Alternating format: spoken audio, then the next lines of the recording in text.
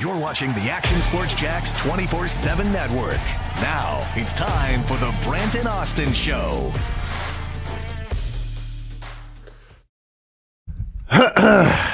Well, starting the morning off with some pretty big news. Azeez Al Shaiir going to be suspended 3 games for his hit on Trevor Lawrence. I'm not going to read all that, Hamby. I appreciate it. People can read that at home. At the end of the day, I don't think it's enough, but maybe I'm a little biased. This isn't the first time he's had a run-in with cheap or dirty hits, and I think the sentence should be more. But that's just my opinion. Were you surprised there's only 3 games, Hamby? No, I thought it was. I thought it was gonna be right on the point. Yeah. Yeah. Is this? Do we know? Is this first time being suspended? As far as I know, yeah. Okay. Yeah. I mean, I guess if this is technically your first offense of getting suspended, maybe 3 games. Obviously, it's going to be a heavy blow. I mean, he is one of their. Well, I say respected. He is one of their captains in that locker room. One of their defensive studs on that team. Welcome to the Brent Austen Show, everybody. I'm Austen Lane. We got Jason Hamby pushing all the right buttons. Brent Martineau will be here in a little bit. Jaguars Twitter is lively, man. People are pissed. There's comments now from the Texans head coach, had some things to say. Hamby, let's just get right into it, man, because I feel like this is, obviously the suspension's big, but I feel like people want to go after right now Demeco Ryan for his comments about Trevor Lawrence and the Jaguar sideline. With the entire Azeez, situation, we stand behind Azeez and everything, that came from that. Of course, he unfortunately hit on the quarterback, but it's also it's twofold, right? I mean, a lot of the quarterbacks in this day and age, they try to take advantage of the rule where they slide late and they try to get an extra yard. And you're a defender. A lot of onus is on the defender, right? Whether it's on the sideline or where it's on the quarterback, you don't know what a guy is thinking. You don't know if a guy's standing up and he's continuing to run. You don't know. And then you get a late slide and you hit the guy. Unfortunate that Trevor got hurt. We hope Trevor is okay, but it's also, if we're sliding, we have to get down. If we're getting out of bounds, we get out of bounds. And that rule is there to protect the quarterbacks. And we want our quarterbacks to be safe in the league. So we just have to be safe. And we're sliding, make sure we're keeping our heads down. So, and the entire thing is, Azeez hits the guy, but their sideline overreacts. And it turns into a melee. It wasn't our guys. It's their team overreacted, pushed our guy, dragging our guy to the sideline. So that's uncalled for on that side. We have to be better on the sidelines as well with both teams. Okay, Hamby, before I really sink my teeth into this, your thoughts? Kind of a clown show. Clown show. Yeah, that's a good way to put it. That's a fantastic way to put it. Clown show, right? And obviously people are pissed, rightfully so, at what Demeco Ryan said. At the same time, though, and this is where the former player comes out, I guess I'm not too surprised, because what do I always say, Hamby, is one of the key attributes to being a head coach in the NFL. And what is one of the key attributes I've always said on this show in terms of what players want more than anything out of their coach? You backing the player. Thank you very much. Defending the player. Defending the player. Players, yeah, they're grown men. They make a lot of money. But they're still, I don't want to say sensitive, but they still appreciate the fact when a coach goes out of their way to have their back. Dan Campbell, prime example. Mike Tomlin, prime example. Demeco Ryan's here, prime example. And Jaguars fans, I get it. You can go ahead and go on all the mentions, you can talk all this smack, and you can say he's a horrible coach or anything. Here's what I know about Demeco Ryans. Dude had a pretty storied career in the NFL. I played against him a couple of times. He played at Houston for an amount of years. He knows what it means to be a Houston Texan. And in his first 2 years of coaching, he's probably going to go back-to-back as a division winner. It's a pretty damn good resume. Now, should he not have blamed Trevor for sliding late? Should he have not pointed the finger at the Jaguars sideline? Absolutely. But I guarantee he doesn't care. And do you know why? Because that is a classic example right there of a guy coming hell or high water is going to have his players back, right? What coach is going to go out there and say, yeah, Al Shaiir, he's kind of had a history a little bit. He's kind of a dirty player. Man, yeah, he's one of our captains, but I don't feel good about it. No one. Because it's called defending your player, okay?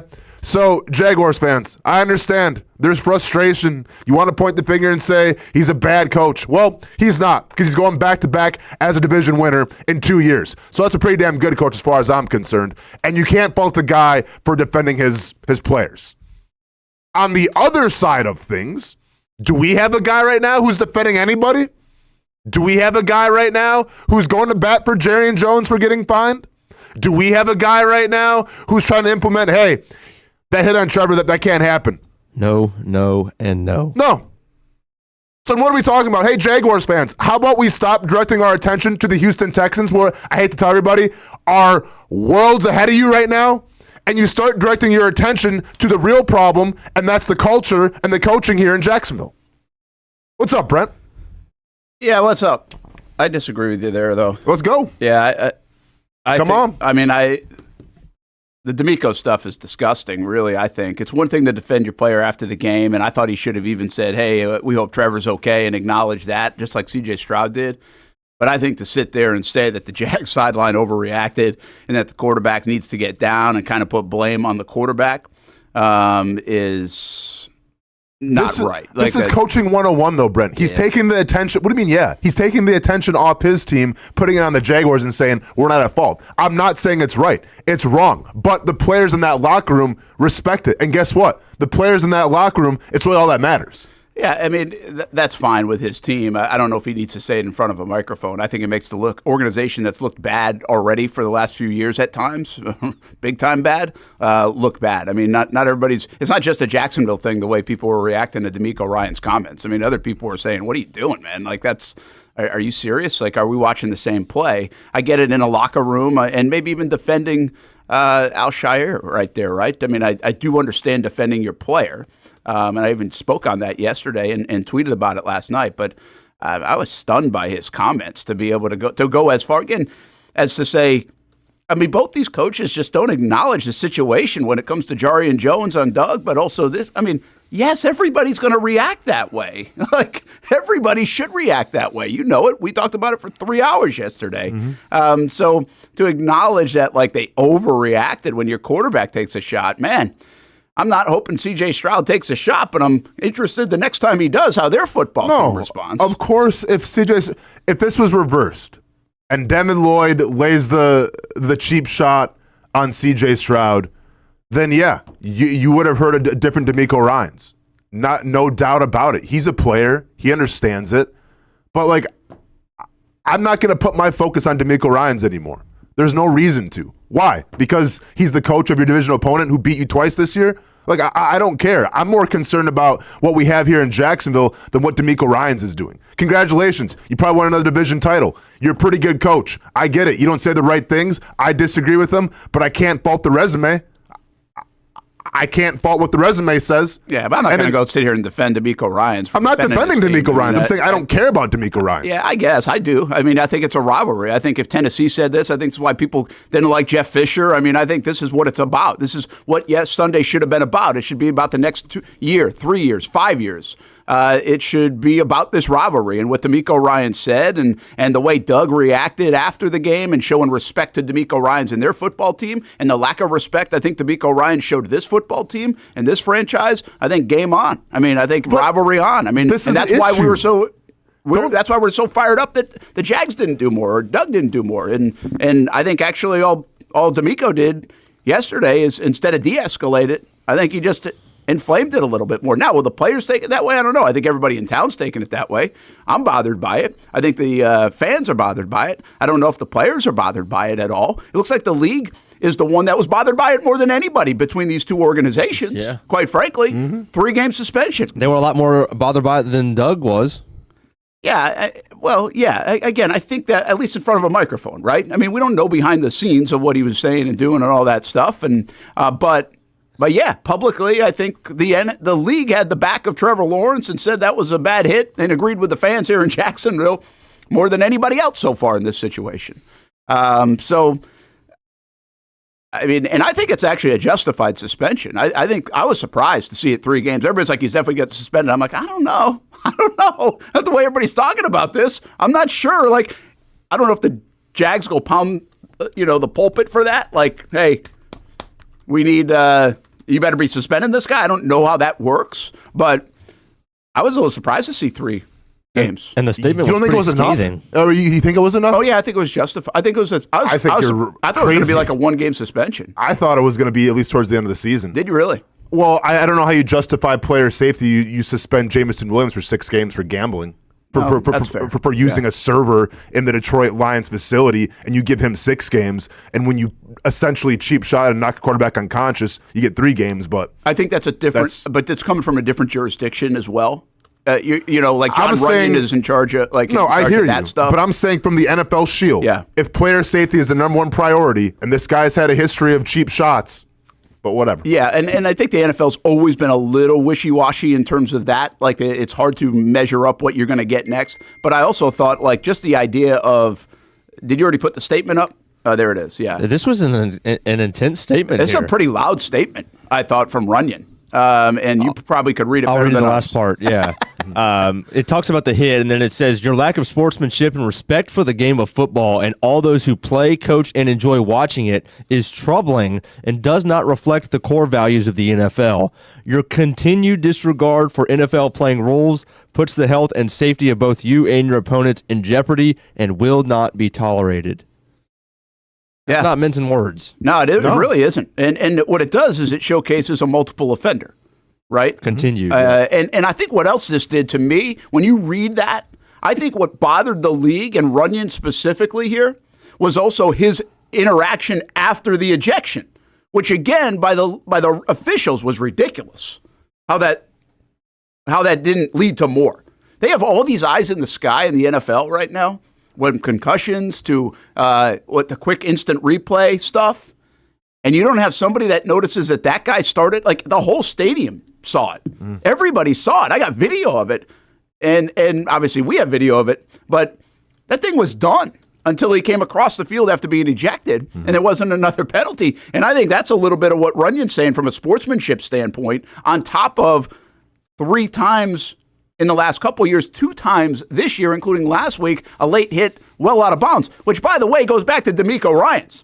Demeco Ryan's comment, you have the sound, did you already play it? We already played it. Okay. Play it again. The Demeco Ryan's sound was wild because he's talking about the quarterback and the out-of-bounds stuff and everything else. His player, this guy, just did it last week to another player, not a quarterback, 3 yards out of bounds. Yep. Like, it wasn't even close. It wasn't even on the edge of the boundary. So it was, it's just a wild set of circumstances. I am happy with this, though. I thought that was a loud statement. I thought that 3 games at least. I honestly, Austin, expected it to be like 1 or 2. I just was like, I'm not sure they're going to come down as hard as I think everybody wants them to. And I like that you thought it should be more, though. I thought it should be more. I feel like it's just kind of a slap on the wrist, honestly. But how about you? We even talked about it. It's like the first offense. He wasn't surprised. Yeah, I did say I thought this was right where I thought, especially because bye week. They have the bye week now, so obviously it's 3 games. So that takes him through week 17. He'll have 1 regular season game left, and then playoffs. Well, it's a big blow, by the way, to them because maybe. I mean, it might not matter in the AFC South because of where they sit, but that next 3 games are huge for them. And they got, I think it's the Dolphins, the Ravens, the Chiefs, if I'm not mistaken. He's a good player, too, for them and a big part of them. So, I mean, we'll see how much it impacts them. But, so, I mean, he misses 3 important games is the point. Yeah. And I think he plays the Titans late. So, yeah, I mean, is it over? I guess it's over. NFL acted kind of quick. I thought maybe it was a later today type of deal or something like that, but they acted kind of quick. Think Doug will talk about it tomorrow? Of course he'll talk about it, but he's not going to inflame it. No. You know? Yeah, I mean, it's... I guess I'm just happy the league. There's something happy about the league. Came down and had Trevor's back and Jacksonville's back a little bit more than it seemed like everything else, more to the degree than I thought everybody else had his back at times. It's the most insane thing, though. Yeah. The league has Trevor and the Jags back more than their own head coach does. I think you can say that matter-of-factly. Yeah, again, I say our guy is still our head coach is still pointing at our player. Yeah. I got the soundbite if we want to hear that on a suspension on Jarian. It's insane to me. Hit it up, Hamby. I like the energy this morning. Hamby coming ready to go. This made me so mad. You know, I'm not going to really comment on that. I think the league is going to handle these situations as they come up. I mean, just look at what happened even in college football. You know, some of these rivalry games and things of that nature over the weekend. It's unfortunate because it escalates to a level that doesn't need to be on the field. And, you know, we hold ourselves to a high regard. You know, we're in the National Football League, defend the shield, all that stuff. And defend the shield. And we got to figure out a way as a league, I think, to somehow minimize or at least get these plays out of the game if possible. But, you know, it's up to the NFL, obviously the Players Association, you know, to determine what's going to happen. But, you know, at the same time, I've got to keep coaching our guys. And, you know, Jarian was, you know, kicked out of the game as well. So I got to, you know, deal with him and have conversation with him. And we just, again, emotions run high. It's a division game. It's a must-win for us, obviously for them too. Everybody's putting their best foot forward. And it's just it's something you just don't like to see on any – I don't care, the quarterback, running back, it doesn't matter. Receiver, you just don't like to see these types of plays, you know, made in the game. Do you anticipate any potential further punishment for Jarian? I don't know. You know, obviously, you know, I'll look at it and you know, go back and watch everything and make a determination on that. I know the league will step in and you know, fine him and whoever else, you know, we'll probably, you know, get fine letters or whatever. But and maybe that's all. Maybe because that's going to be a significant hit, you know, I think, you know, coming down from the NFL. So that might be punishment enough. Trevor might pay for that fine. Listen, Doug's been bad on the podium all year. I'm not expecting him to be good on the podium all of a sudden. The thing about, I still go back to what I said yesterday, amidst even some of the disappointment of all of this on Sunday. I do think, Doug, from a leadership standpoint, when you get out there and you're in charge of a football team and a franchise, you have to be careful what you say and how it looks. And he is an NFL guy who's been around the league for a long time. You'd have no – so I don't think he should have scolded, as we talked about yesterday, Jarian Jones. At least in the same breath, I would have applauded him for having his quarterback's back as a teammate. Didn't do it. But I wasn't put off by anything yesterday as much as I think I was on Sunday's immediate reaction to the Jarian Jones part of it. I was more put off by Demeco Ryan's, quite frankly, and what he continues to say a day later. I mean, Doug was very measured there. You know, there was no emotion. He doubled down. What he was saying. He doubled down. And this is the thing. This isn't college football. Nobody planted a flag in the middle of the field. And we can sit here and say the Texans are the rivals. In the last 14 games against the Texans, the Jaguars are 2-12. Unbelievable. So that's not a rivalry. So let's get that out of our heads right now. The Texans own you. Okay? It's not a rivalry. It's simply not. Yeah, it's a divisional opponent, but it's not a rivalry. This isn't the Browns versus the Steelers. This isn't the Steelers versus the Bengals. It's not. So I'm taking that emotion out of it. What I'm saying, though, is you have one coach on Houston. Once again, I don't agree with the comments. Don't get it twisted. But is going out of his way, taking the public scrutiny with him to defend his players. And I guarantee the players in that locker room appreciate it. And you have a guy in Doug Peterson here where I guess it's all about the shield now. It's not about players defending each other. It's not about, Trevor getting cheap shotted and someone trying to make it right. It's about, the fines and defending the shield. And do you think it's a coincidence that I was so critical of Dewey when he said the whole fines thing, and Doug seems to be speaking the same thing? No, it's not a coincidence. But even then, Dewey said you love to see it. Brent, when you asked him about it. That's Dewey being Dewey for a second. Right. And then it's Dewey going back to all right, well, this is what Coach told us, so I have to follow. Isn't that so telling? Yeah. One guy says, "Oh, Jordan, you love to see it." One guy says, "Oh, I gotta deal with him like he's some teenager that you got to discipline and give a lecture to." I mean, the why yesterday bothered me because he doubled down. Because when he's asked, "Hey, is there going to be an additional punishment?" he could just be like, "No, there's not going to be an additional punishment. There shouldn't be, or something, right? There shouldn't be. The NFL is going to handle it, but inside our locker room, whatever." The whole thing about the shield too is he almost seemed like a NFL spokesperson, like he was trying to defend the emblem of the NFL more than the guys in the locker room.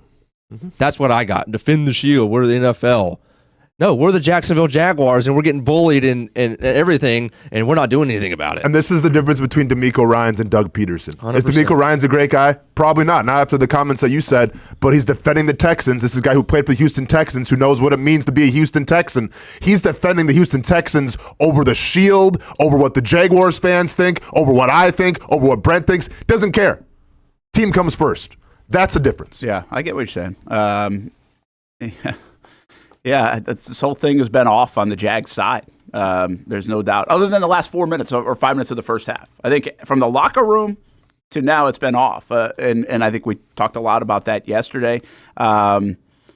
I was stunned. I was stunned to hear the Demeco Ryan's comments. I'm not going to lie. I get what you're saying, and you're right. You're right. Like the defensive team to the nth degree. But I mean, these guys are just, I don't know, man. I keep saying this. I've said it 3 times in the last week. Between Doug, between Eberflus, between this and Demeco Ryan's. I mean, hey, you know how they do the rookie symposium? Sure. Around that same time, they should now do a coach one. Because these guys in front of the microphone, you'll teach it, Brent, have just been awful. I mean, they've just been bad. I mean, we didn't even talk about Eberflus, which we'll get to probably a little bit later. I mean, that whole thing from Thanksgiving, it feels like a month ago now, right? Happy trails to that one. But here's the difference, man. And once again, we can chastise this dude all we want. He's probably going to win another divisional title. Yeah. In 2 years. Yeah. And that. I don't know, man. In many respects, I mean, I feel like you got to give him credit. I don't like giving. Listen, the first thing I want to do is come in here and say, forget Demeco Ryans. You suck as a coach. But I can't. I wasn't going to do that. I wasn't going to do that. But okay. I mean, I just feel like he missed. Dude's got us. Yeah. But he also, I mean, I feel like he's winning a pillow fight, quite frankly. So I don't know how much credit I should give him. But I mean, you got to give him credit, I guess. I'm going to give a guy credit who an organization was absolutely in the dumpster before he got there. That was an embarrassment. That might have been the most embarrassing team in the NFL because you let a team chaplain kind of essentially run your team for a little while. J.J. Watt wanted out. DeAndre Hopkins wanted out. What happens? This dude comes in and turns it around. Didn't take 3 or 4 years. Didn't take some rebuilding. No, it happened in 1 year. You won a divisional title. Yeah. The fact that we got 40 seconds on him trying to coach sliding is also baffling. Just because you rarely hear. Oh, dude, it's just like because you don't hear head coaches talk about guys on other teams. It's unreal, right? Yeah. Normally in any way, unless it's high praise because they're like trying to show whatever. The fact that we got 40 seconds on how he should slide better to protect himself. Which the craziest thing about this, and you get Texans fans, of course, they're going to see what they want to see. I mean, all you have to do is watch any still image of this. This slide was coming. I was watching from behind Trevor on the play, and I'm like, oh, he's going to slide right here. Like, I was saying it to myself because I'm like, well, you're not going to get hit. You have a bad shoulder. You're going to slide, and then it does happen fast. I will say that. The one thing I really respect around the NFL is how quick things go. In our world, we see video, and at like 30 frames a second, if you fast forward this frame, this clip, 1 frame, he's already probably in launching position. Like, that's how fast the game does move.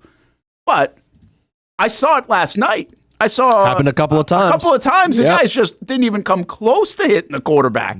And there was probably a later slide than even this. Yep. Oh, yeah. So Yeah, I mean, if you're defending your guy because of the slide, that's a little different. If you're defending your guy because he's a hard-nosed football player and he plays to the edge and he plays through the whistle and blah blah blah blah blah, and sometimes that's a little costly, but we like his aggressive. That's what I wish we had some of those guys more, honestly, here in Jacksonville. Like, I think that I get that. And what did I say yesterday? Well, it comes with a 3-game suspension sometimes. Like, there's a fine line, and he's going to pay the price. And because of the way he plays the game, which sometimes is advantageous for your football team, he's got to now pay the fine and the suspension and lose a game check for three weeks. That's heftier than a fine, by the way. Do you think Demeco Ryan is going to implement any other penalties? No. Well, of course not. No. But Doug better not either. Well, I mean, we're talking about Jerry and Jones. I was wondering on the other side of Houston Texans if Demeco Ryans will go out his way to be like, hey, here's some more money you got to pay, or maybe you're sitting another game, because I don't think that's going to happen. But. No, I don't. I mean, I don't even think anything happens to Jari and Jones either. I mean, I don't think Doug's doing anything to Jari and Jones. Obviously, the pocketbook is going to be one way, but what a situation. The Jaguars and the Texans. Again, I would like to say this ramps things up going forward. But it's going to be a whole new list of players. It's going to be probably a whole new coach. And honestly, if this new coach that comes into Jacksonville wants to reach out to the fans in the city and the locker room and Trevor Lawrence, next year's Houston game is a big damn game. And it's the biggest one on the calendar right when the schedule comes out. But I don't know if it's going to be. See, that's what's wild to me, too. And I think I might have said this a little bit yesterday. I've talked about this so much I don't even know where I say things. But he did that in 22. Doug did such a great job of that in 22. Why is he backed off that? And I don't know what the Saturday meetings are, but there were stories coming out of Jacksonville when they were going on that run in 22 that he showed videos of the Titans games all the way back to 1999, and they couldn't beat him. He showed video of, like, Houston winning here in Jacksonville however many times in a row. He showed video of not being able to win on the road, or whatever video that he had, right? He showed video of not being able to beat an NFC team. They were like 0 for their last 17. He squashed all those things. Like, it was college-type motivation. And the Jags have lost their edge in all that. Like, Doug lost his edge in all that. Doug has lost his edge. They are not the same football team as they were in 22 for obvious reasons, but I don't think they're also treated the same way as that team that was trying to climb the mountain. Mm-hmm. They climbed the mountain. They got to as high as they could go at 8-3. They stumbled back down and then lost the fight. Mm-hmm. I mean, they just lost their way. They had nothing else to get back up again. And it's just a really weird thing because he pushed all those buttons. He played those cards. He was that guy. Like 2 years ago, I don't think he reacts this way on the podium. Mm-hmm. What changed? Why did this change? I don't understand it. I really don't understand what has changed in that respect. And see, the reason why the Doug stuff bothers so many people is because he's been so bad on the podium so many times this year. From play calling from February on to what I think has been overblown at times, but his lack of, hey, I love my quarterback, like nonstop, like other teams, like Jim Harbaugh and others have done. Mm-hmm. You don't see that. Nope. And I mean, he said something to us, and I'm not going to say what he said, but he said something to us on Friday after after his podium session about Trevor that was like very complimentary. And the first thing I said when he left the room was like, why doesn't he say that in front of the mic? Mm-hmm. Like, you can tell this guy loves Trevor. He loves him. Like, I can tell you, he loves that. He loves that kid. Like, he thinks he's here because of him. Yeah. And I'm like, why doesn't he say that? Why won't he say that in front of the mic? I don't get why. He's just misstepped the whole thing. I'll just reiterate what I started the show off with. Players want to feel appreciated. Players want to feel like you have their back. And I think we can point to countless times this year in press conferences, and maybe it's a complete 180 from what we see behind the scenes in the locker room. But from what I see, from what the fans see in every single press conference, I think you question whether or not the players feel like Doug Peterson has their back. Once again, don't agree with what he said, But I know those players in the Houston Texans locker room know that Demeco Ryans has their back. And that's the fundamental difference. Yeah. Yeah. I don't know if the players feel the way you do, but I get what you're saying. I get the perception of that. The optics of that have not been played well. Totally mismanaged. Players hear sound bites. Players go on Twitter. Players probably see what we say sometimes. Like, they see it all. Yeah. Yeah, no doubt. All right, take a time out. Brent Austen Show, Action Sports Jax 24/7 Network. Number 0, he earned this one now. In a big way. It's going to cost them 3 games. Some think not enough. Some think justified. I got to be honest with you. I thought it was going to be less just because. I just thought it was the Jags. It was Trevor. It was whatever. And I was actually pleasantly surprised that it was 3 games for Al Shaiir of the Houston Texans. We'll be back. When it's time to get a new car for anyone in your family, just remember, nobody but Nimnick, the #1 Buick GMC dealer in Jacksonville. Get the latest price breaks on 2023 and 2024 models or the newest 2025 vehicles in the showroom on Phillips Highway or shop online at nimnickbuickgmc.com 24 hours a day. GMC Sierras, Yukons, and the redesigned Acadias, or get the all-new redesigned line with Buicks. It's nobody but Nimnick, and part of the reason why is this is a first-class buying experience here at Nimnick Buick GMC. You're not just a customer, you're a friend. This is about getting a vehicle that best fits you and getting you on the road, and also helping you and your family down the road. Nimnick has a treating you right guarantee, courtesy, respect, fairness, and most Buicks, GMCs, and Jacksonville's only Car Bravo dealer, nobody but Nimnick. Who has put in the most years and stands behind a better experience? Nobody but Nimnick. GMC. We are professional grade. It's all about basketball on the campus of the University of North Florida as the calendar turns to December. The women's basketball team picked up their second win of the season this past Saturday, 79-71 over Samford. The UNF women will now start a road trip with stops in both Minnesota to take on the Golden Gophers and Tallahassee to take on Florida A&M. As for the men, they picked up win number 5 this past Friday, 78-73 over SIU Edwardsville in Illinois. The men will return to UNF Arena this Thursday as they are set to take on Warner at 7 p.m. And the UNF men's tennis team is set for action this weekend for the first time since November as they will welcome Troy to the UNF Tennis Complex. And remember, you can find schedules, tickets, results, and more at UNFospreys.com.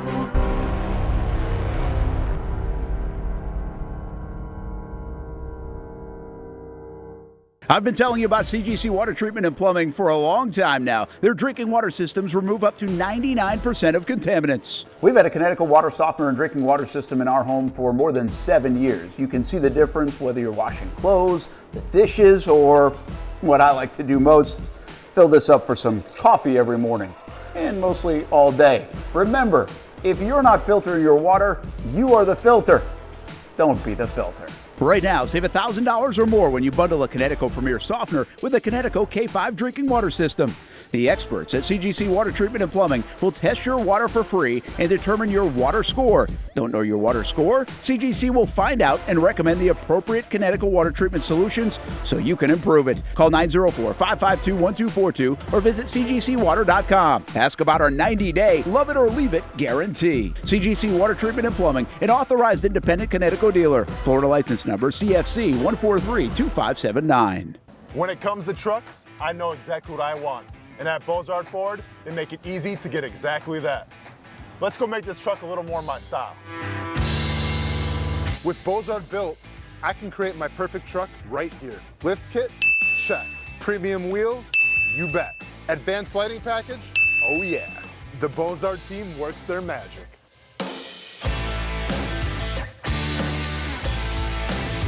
From bumper to tailgate, I'm making this truck mine. It's everything that I wanted and more. From the field to the gym to weekend adventures. This truck's built for my journey. Bozard Built. Customized for your lifestyle, built to exceed your expectations. Check out the inventory and available options at bozardbuilt.com. Unleash your dream ride. Customized, covered, and Bozard approved.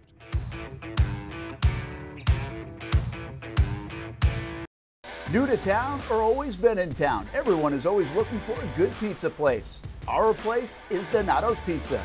We love it and still do love it. When I tell my family I'm coming to Donato's, they say, wait a minute, you got to order some for us. So this is not all for me. Let me tell you what the Martineaus get when we put an order in. Well, pepperoni pizza, we usually get more than one of these. And then there's the works, a little bit of everything. And then this is the pizza that can be polarizing for some out there. I don't know why. Hawaiian pizza, some love it, some don't. At Donato's, you're going to love it, especially with that cinnamon sprinkled on top.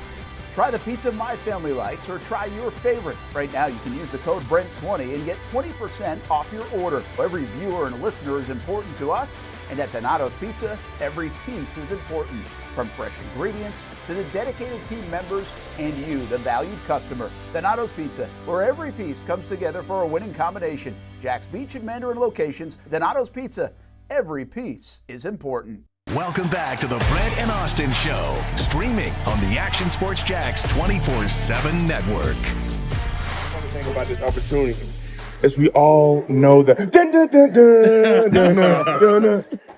that's what we do it for. All right, we've worked all our life for this moment. It's just us today, and out there on that field, it's only gonna be us.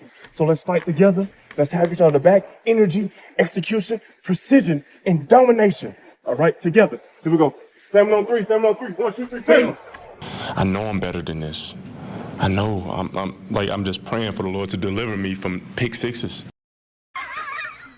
I've never been so up and down on a guy in my entire life. In Austin, terms of don't look. Yeah, man. Dude, I've never admired somebody so much where it's like, man, it's dude, like I get it. And then like the next second I'm like, well, what are we doing here? Yeah, like you're lost between I love this guy and he's a clown. I can't I can't find a happy medium. The whole pregame thing, I'm like, wow, this guy is gifted, man. This guy is a leader. And then we're doing this So what is it? What is it? Is he just him? Like, is he? This is him. You can't be not genuine on this stuff, and they seem to really like him. Wouldn't you get that like right away? Unless he's the Daniel Day-Lewis of character actors in the National Football League. No, this is who he is, and it's wild. What's wild is from that position. Yeah, like he's right, because usually that position is so a certain way, even keel. It's a double standard, yeah, and you have to get people to follow you. So I would just think this has a little goofy feel to follow. You know what I'm saying? Yeah. But I say that, and you know what he's got a lot of? Jim Harbaugh.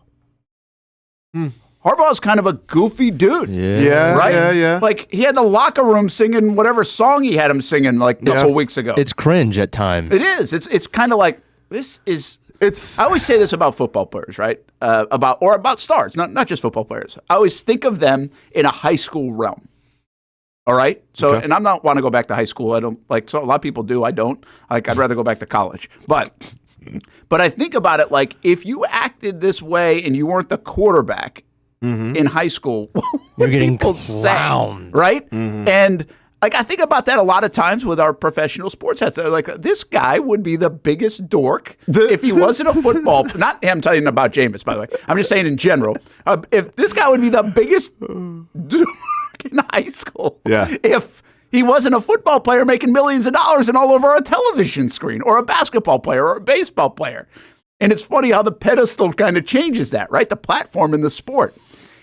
I'm not telling you that Jameis would be the biggest dork in high school. I'm just kind of like, who is he? Is he the class clown guy that you're having kind of fun with? Yeah. Is he in the hallway keeping everything lively? Is he the guy getting down at a school dance? Is he the guy hosting the party?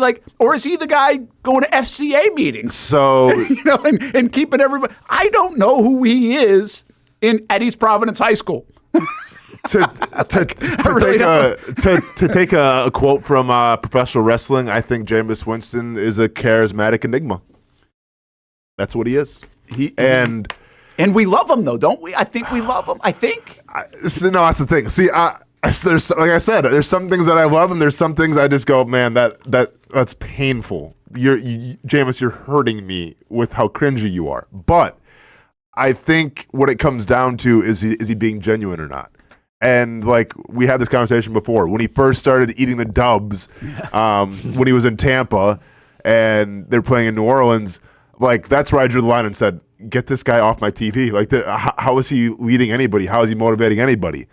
Lo and behold, I didn't know. Maybe that's who the guy actually is, right? And I think there's a charm about you. There's a respect about you, even if you're a little outlandish, even if you are outside the box of how a quarterback should act. As long as you're being genuine and as long as you have the play to back it up, people will follow you. That's why I think Jameis is even more interesting, because I guess it's kind of hard to articulate, but like the guys who are really good and perform, they're the ones who get away with this and people will follow them. Yeah. The guys who suck. Oh yeah. This is never flying. Never. But Jameis where is he in that? He is Jameis. Like, he is one of one with his play. There's no other quarterback. And there's the down. Right. At times in that football game, you're like, holy cow. Like, obviously, he throws for 400 yards. Mm-hmm. He also has, obviously, 2 pick sixes and 24 incompletions in the game. Yeah. And he had 497 yards passing. Yeah. Set a record. 500. Set a Browns record. 4 touchdowns, 2 interceptions. I'll say 6 touchdowns to the other team. I don't know how I feel about him as a football player. Like, but in that game when he's got 4 touchdowns and 400 yards and 1 pick, you're like, pay the man. And then he's starting quarterback. You're right. And I feel even when he was buried in Tampa and New Orleans, and all these quarterbacks are playing, I kind of felt like with him, like I do about Blake Bortles. Like, how is he not getting another opportunity somewhere? He did. I know he threw 30 picks, but he also threw 30 touchdowns, and he threw for 4,000 something yards. Like, we missed that part. I get the picks, but you throw this too. Like, you do it. Can somebody rein in the picks? Like, if he was playing for the Denver Broncos, after what Sean Payton, who, by the way, I'm not a big Sean Payton fan, but I think you owe him respect for what he's doing with Nix and what he did with Russell Wilson last year to come back from the previous year. If he was playing with Sean Payton, don't you feel like he'd be okay? Don't you feel like they'd be getting good stuff on him? Don't you think they'd rein in the interceptions a bit? Yeah. He's doing it with Nix. He did it with Russell Wilson. Like, maybe I'm wrong. I just feel like if he's in the right situation, he could play really good football if he wasn't asked to do a lot. Like last night, he's asked to do a lot. Yeah. Right? You got to throw the football. They want it in his hands. But that's too much. He's not supposed to throw it 50-something times. Well, keep in mind, he did have Sean Payton, too. Like, he played in the Saints with Sean Payton. Well, that's a good point. He did. Yeah. But he never really played. Yeah, I mean, he went on. How many wins did he have? Did he have that? Was it 4-0 or 3-0? When did Sean Payton leave? Because wait. I get Teddy confused with Jameis. I don't know if he played for Payton. Now that I could have swore Jameis was on the Saints. Yeah, Jameis was on the Saints. But was on the Payton Saints. still there? But Dennis Allen was there for a good 3 years, wasn't he? Gotta look into it now. Yeah, but that's a good point. I've kind of forgot that connection. But I'm just using him as an example. Yeah, I hear you. If you're in the right, if you're in Seattle, or if you're in the right spot. He was. And 2021 they were together. Yeah. And there were times when Jameis was the quarterback. But then they bring in Taysom Hill, and then it was like, what are they doing? He threw for 14 tuds and 3 picks. Say no more. Dang, Brent. I mean, all right. Like 103 QBR. Now, that style of leadership and everything might be a little too goofy for Sean Payton. Sean Payton, Bill Parcells. Sean Payton needs the clean-cut Drew Brees types. He doesn't need this eating dubs. But, like, I don't know. I wonder how – I got buddies up in Cleveland. I'll have to ask him, like, how do you feel about him? First of all, he's done a little bit what Flacco did last year. He's kind of come in and ignited their offense, and they're like, all right, let's go. More than Watson was doing. Watson is not a likable figure. He hasn't played very well. At least, like, this guy's a likable figure, I would think, at Cleveland. He seems to have energized that team. He's on prime time the last couple of weeks and playing pretty well. He's got everybody talking about him. But the leadership thing is so important that it does seem like they gravitate to him. They're almost like, okay, what's this dude going to say next? Let's go. Yeah. It's a weird deal, man. It's a weird deal with Jameis Winston. But I think it's kind of fun. It's refreshing. I do think he is who he is. And he's kind of found himself in that way. I think Jameis is really interesting all the way back. I think he's a great study of our society in a way and how we look at sports and how we really for young people. And I've said this ever since I've really been in front of a microphone about Jameis Winston. I thought he got a lot more vitriol for his indiscretions, if you will. Not some of them. All right, I'm talking about grocery store crab, stealing the crabs and getting up on the table in Tallahassee. Okay, let's just take those 2 instances because I don't know how long the list is with Jameis. I kind of forget. But I remember talking about it around that time, and those were very elementary kind of mistakes. Those were high schooly kind of mistakes. Yeah, they're stupid mistakes. Stupid mistakes. And what I said about that at the time regarding those two instances was this guy is getting so much attention. Remember, that was a 2013 world where Twitter and everything else, people were figuring it out. Like, we didn't know it to what we know now, right? And I just remember saying, I was like, you can't expect everybody to act like Tim Tebow acts with all the attention. You can't expect everybody to handle the attention so well. 19, 20-year-old guy. If you put me in that position, at that time I was like 30, I remember throwing the number on, I was like 37-year-old guy. At that time, getting that much attention with social media, I'm not sure I'm saying and doing all the right things in front of people. Sure. And you're asking a 19, 20-year-old guy to do that. And so I think like there had to be a little leniency, or there should have been more leniency. Our expectations, our self-righteous nature of how we do this in social media and everywhere else really alarmed me at that time around some of his situations. And so through all that, through some of the failures in the NFL, I feel like this is the guy, this is what's been produced. This is obviously like a guy who's very faithful. He is who he is. He's comfortable with who he is. He's been through a lot of different stuff. And there's an appreciation level I have for that this is who he's become, who he is, and he's not apologetic for it. So, and I think we've kind of talked about this a little bit before, but if I'm keeping it 100 here, I did not like Jameis Winston in college. I didn't like the guy that was accused of stealing the crab legs. I didn't like the guy that jumped on top of a table in the student union and shouted something he probably shouldn't have shouted. That is kind of derogatory towards women. I didn't like any of that.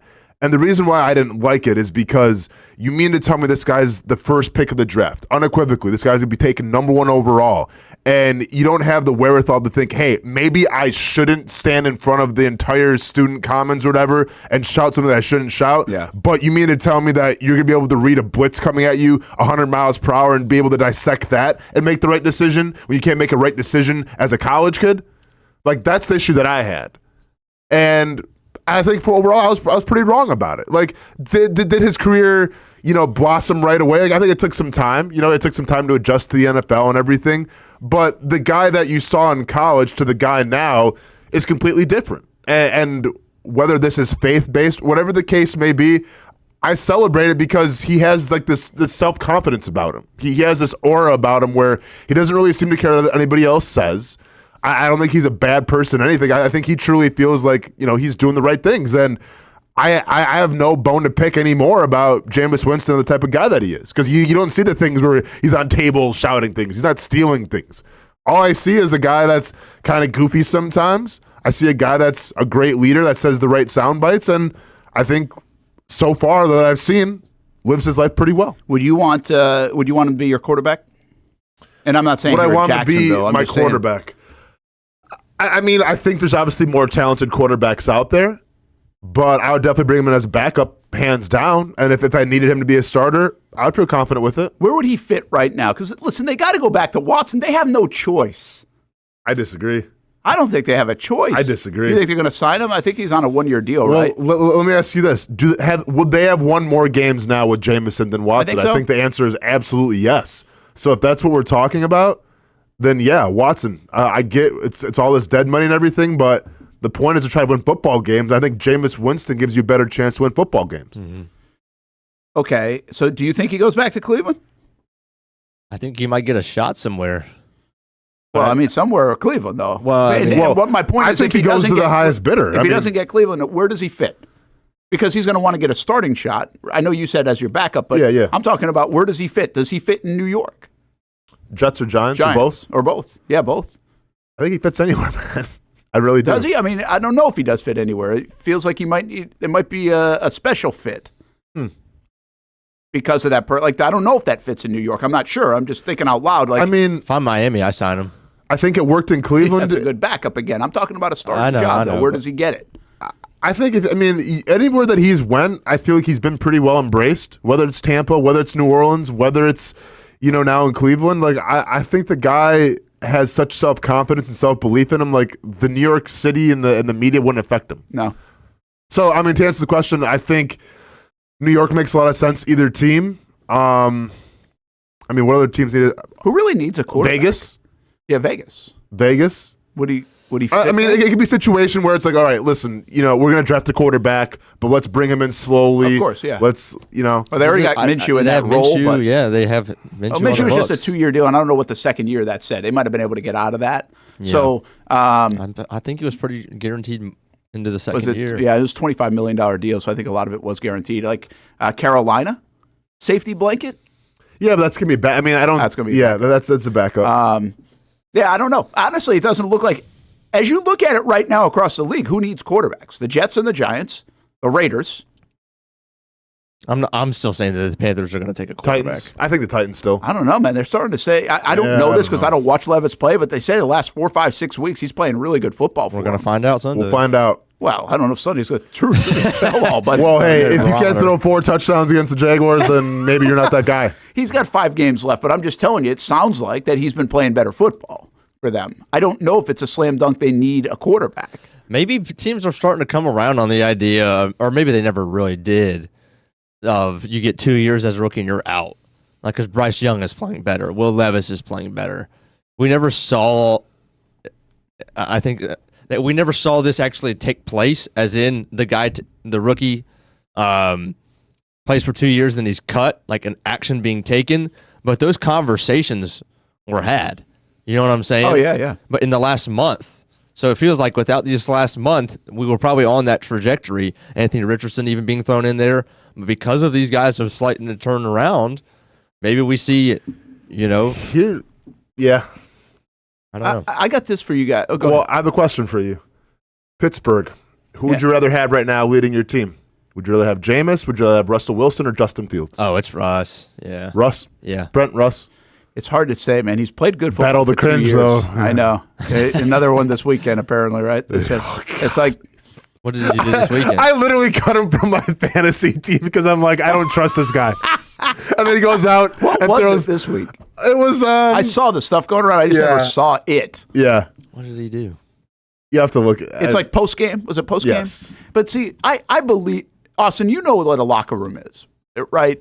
And I think so much of this stuff that we see is not real life. Okay. Because there's no way this dude would be able to. It doesn't matter if you're lead winning. in Pittsburgh if they thought he was cringy. I'm telling you, man, it doesn't matter if you win. It does not matter. Even that guy? It doesn't matter. Yes, even that guy. Trust me, Brett. You know how many times I've watched Russell Wilson do things where I'm just like, huh? This the guy? It's the guy that's leading, but he can back it up.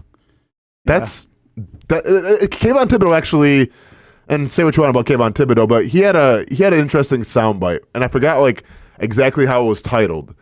But after the game, I forgot who they even played. But after the game, he basically says, if you're a great football player, then you should be allowed to say whatever you want. If you aren't a good football player, then you have to keep your mouth shut. As simple as that. And I think that can go in line with as well as how you act. Like, yeah, you can be cringy, but guess what? If you're winning and you're cringy, who cares? It's the fact that I guess that he puts out these personal hype videos after every win. That's what it was. Oh, is that what it is? Because he was in the locker room putting out the video. Well, it's not just him. He like there are a lot of runs, like run plays in here. It's not just like dimes that he throws. Oh, Half of okay. these are runs For to the team? Najee and Jalen. And they do it like right after? I guess so. He's got a team that He's got does it. defensive plays in here. Yeah. Smith. I don't know. I mean, here's another question I have, guys, for you. Is the quarterback a little bit overplayed? And in some spots you could say no, absolutely not. Josh Allen, right? Not overplayed. Tua, look what he was able to do compared to what they had. So I'm not talking about you can't have a quarterback. But we're talking about two guys in the NFL right now that I think are MVP candidates that aren't even, like, that have 5+ losses and have good teams, we think. Lamar Jackson and the Bengals and Burrow. So Lamar Jackson is what, they're 7-5, something like that, I think. Yeah. And the Bengals are out of the playoffs right now. Like, maybe have a chance to sniff their way back in, but probably not after the Pittsburgh loss. So it's really weird to look at the years those guys are having MVP kind of numbers, playing well, and losing football games with actually pretty good teams around them. Like the Jags, we think have a better team than they've played. But Trevor's been in and out of the lineup. Trevor early on was not great for a few games, then was good. Aaron Rodgers has been really bad. The Jets have a good team. Isn't it kind of odd? Is that just an outlier? But two of the guys that like are MVP kind of seasons and not performing, even with somewhat, again, these are not guys that are just playing above and doing 90% of the work and the rest of the team stinks. Like Derrick Henry might be Offensive Player of the Year.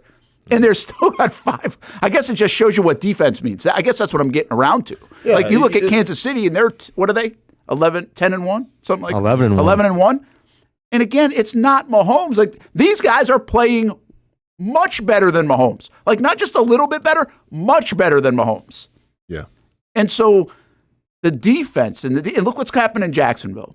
The defense is awful.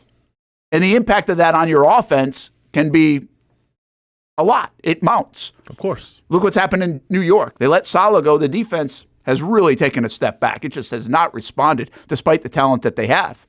And now you're putting more on their offense, right? And they just can't go. So I actually think right now in this day and age in the NFL, you can't win without a decent quarterback to good quarterback. But the defense is almost more important than your good quarterback.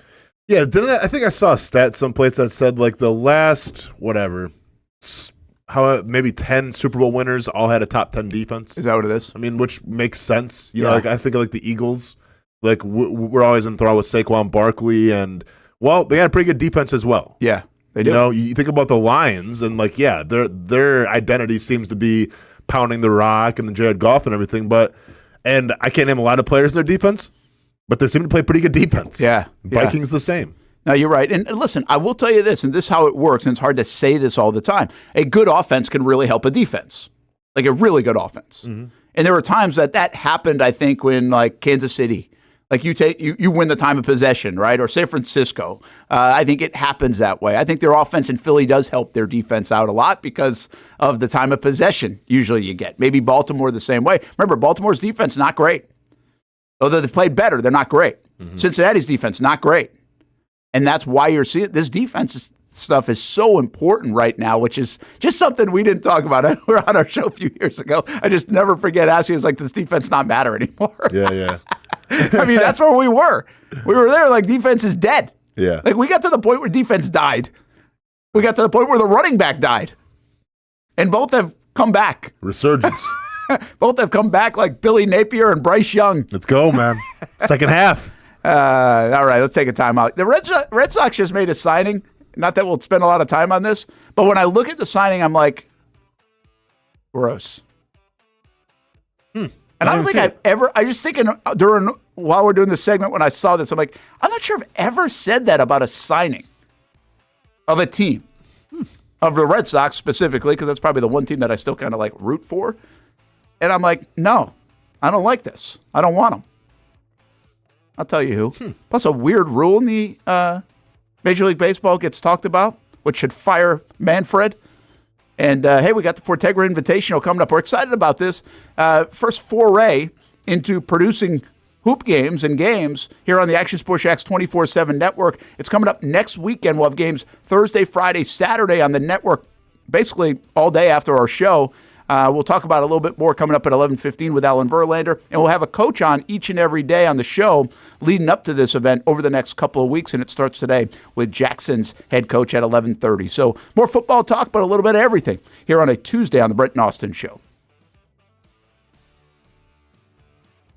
It's the place we party in football season with Jaguars All Access. Welcome to Spring Sports Brewery, everybody. Say hello to our guest tonight. That is Trevor Lawrence. You can bring your party or event to Spring Sports Brewery in Springfield any day and any time. Rehearsal dinners, corporate events, birthdays. Here at Strings, you can enjoy the inside area and the outside area. Good for any weather, good for any occasion. Watch the games, play the games, shoot some hoops. Beer? Yeah, they have that. Plenty of choices. And sure, this is a brewery, but Strings is also a restaurant, and the food is fantastic. A full menu made from scratch meals. And if you need String Sports Brewery to help with a party at your place, they cater too.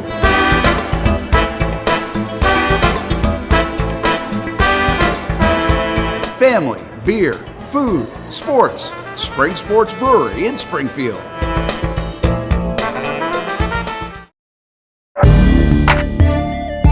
Building off a summer of terrific action at Southern Oaks Stadium, the Jacksonville Armada are looking forward to the future and the return of pro soccer in Northeast Florida.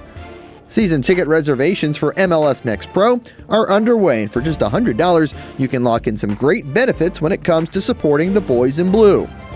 Those who make a reservation will have first selection options in the new Armada Stadium out east, near Jacksonville's downtown sporting complex, as well as access to supporter VIP events like stadium tours, open training sessions, and future meet and greets with players and coaches. You can make your season ticket reservations at jacksonvillearmada.com/ticket. And while you're there, read the very latest on the Armada men's and women's teams in action this summer. Show your commitment to the fleet with an MLS Next Pro season ticket reservation at jacksonvillearmada.com/ticket. Welcome to Everbank Stadium. We call the stadium the bank. Here inside the Jaguars locker room, this is called the Vault.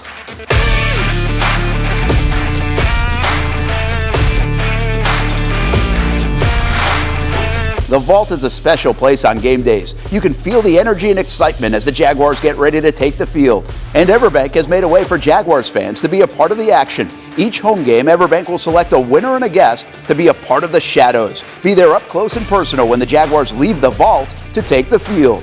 Not only that, the Vault Lounge provides a VIP pregame tailgate experience.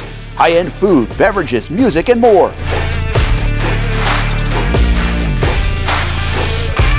Want a chance to be part of a VIP experience at a Jaguars game? Enter today at everbank.com/shadows, and you could find yourself in the shadows with the Jaguars.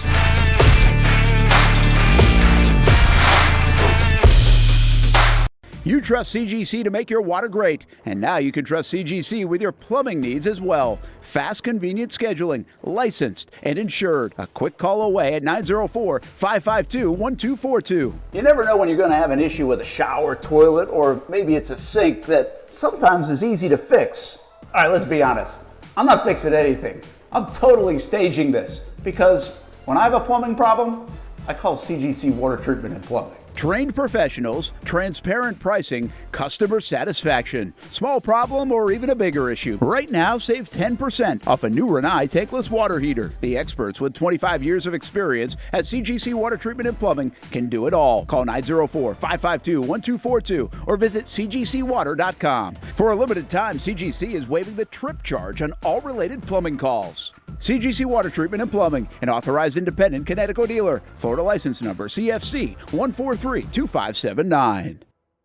Baker Sports is local sports. Uniforms from Pop Warner and Little League to travel ball, high school, and college. They make you look good. They help you play good. Baker Sports has been helping families make memories that will last a lifetime with their Baker's Buckets. We've got a lot of these filled with baseballs and softballs in the garage.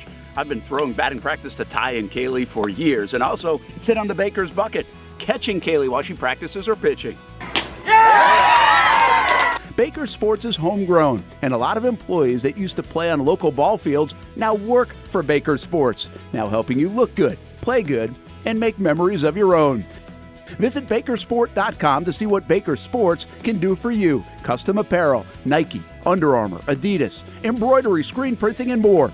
Baker Sports is local sports from Jacksonville to anywhere in the Southeast. Bakersport.com.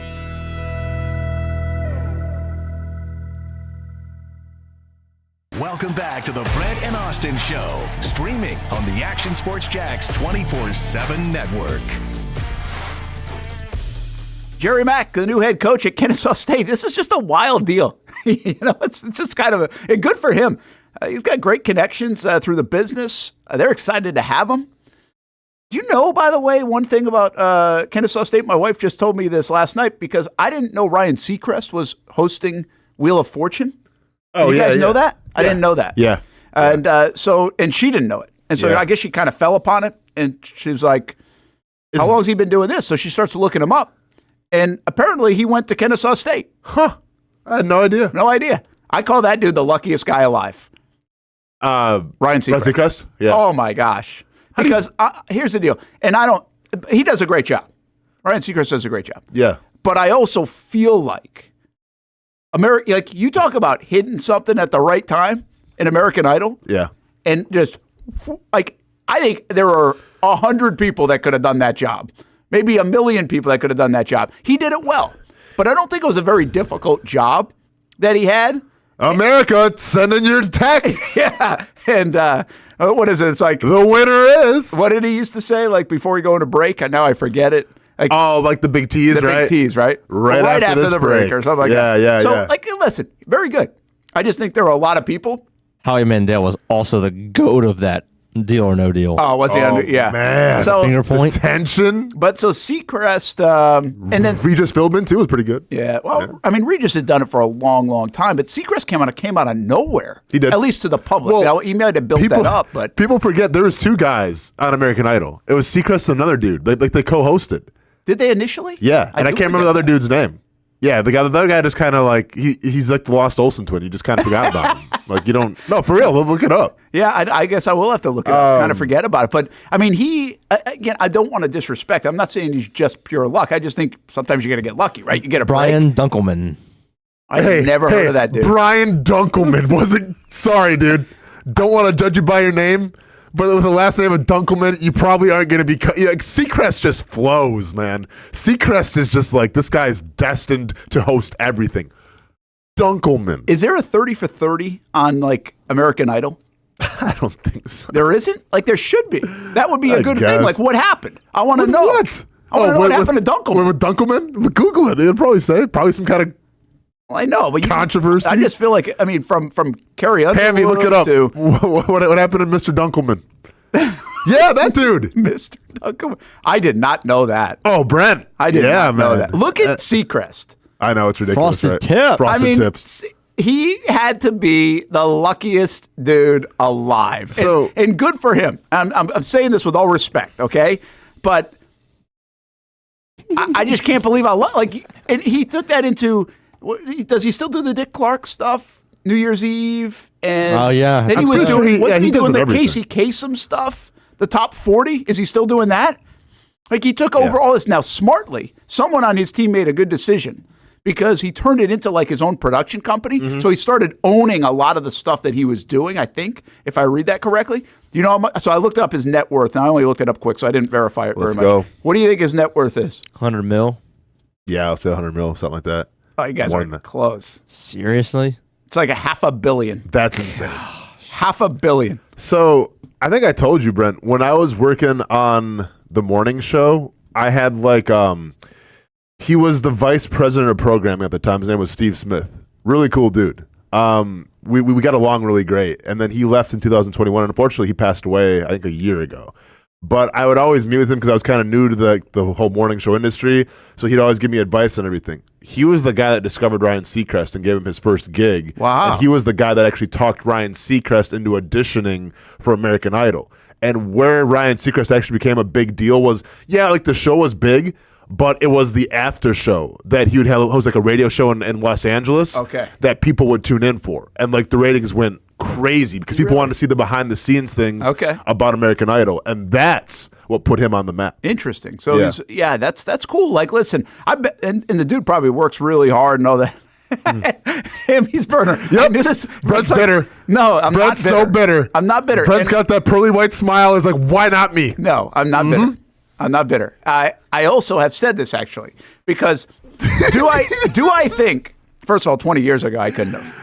But do I think like right now I could host Wheel of Fortune? Yes, I do. Hamby's burner might be like Brent Martineau's conscience coming out in real time. Brent, you mean to tell me you're not a little bitter about it? Come on, man. No, I'm not bitter. Oh, yeah. Have fun getting chewed up by Doug Peterson every press conference. I'm sure you're exactly what you want to do. I'll say this. I say this with every genuine bone in my body.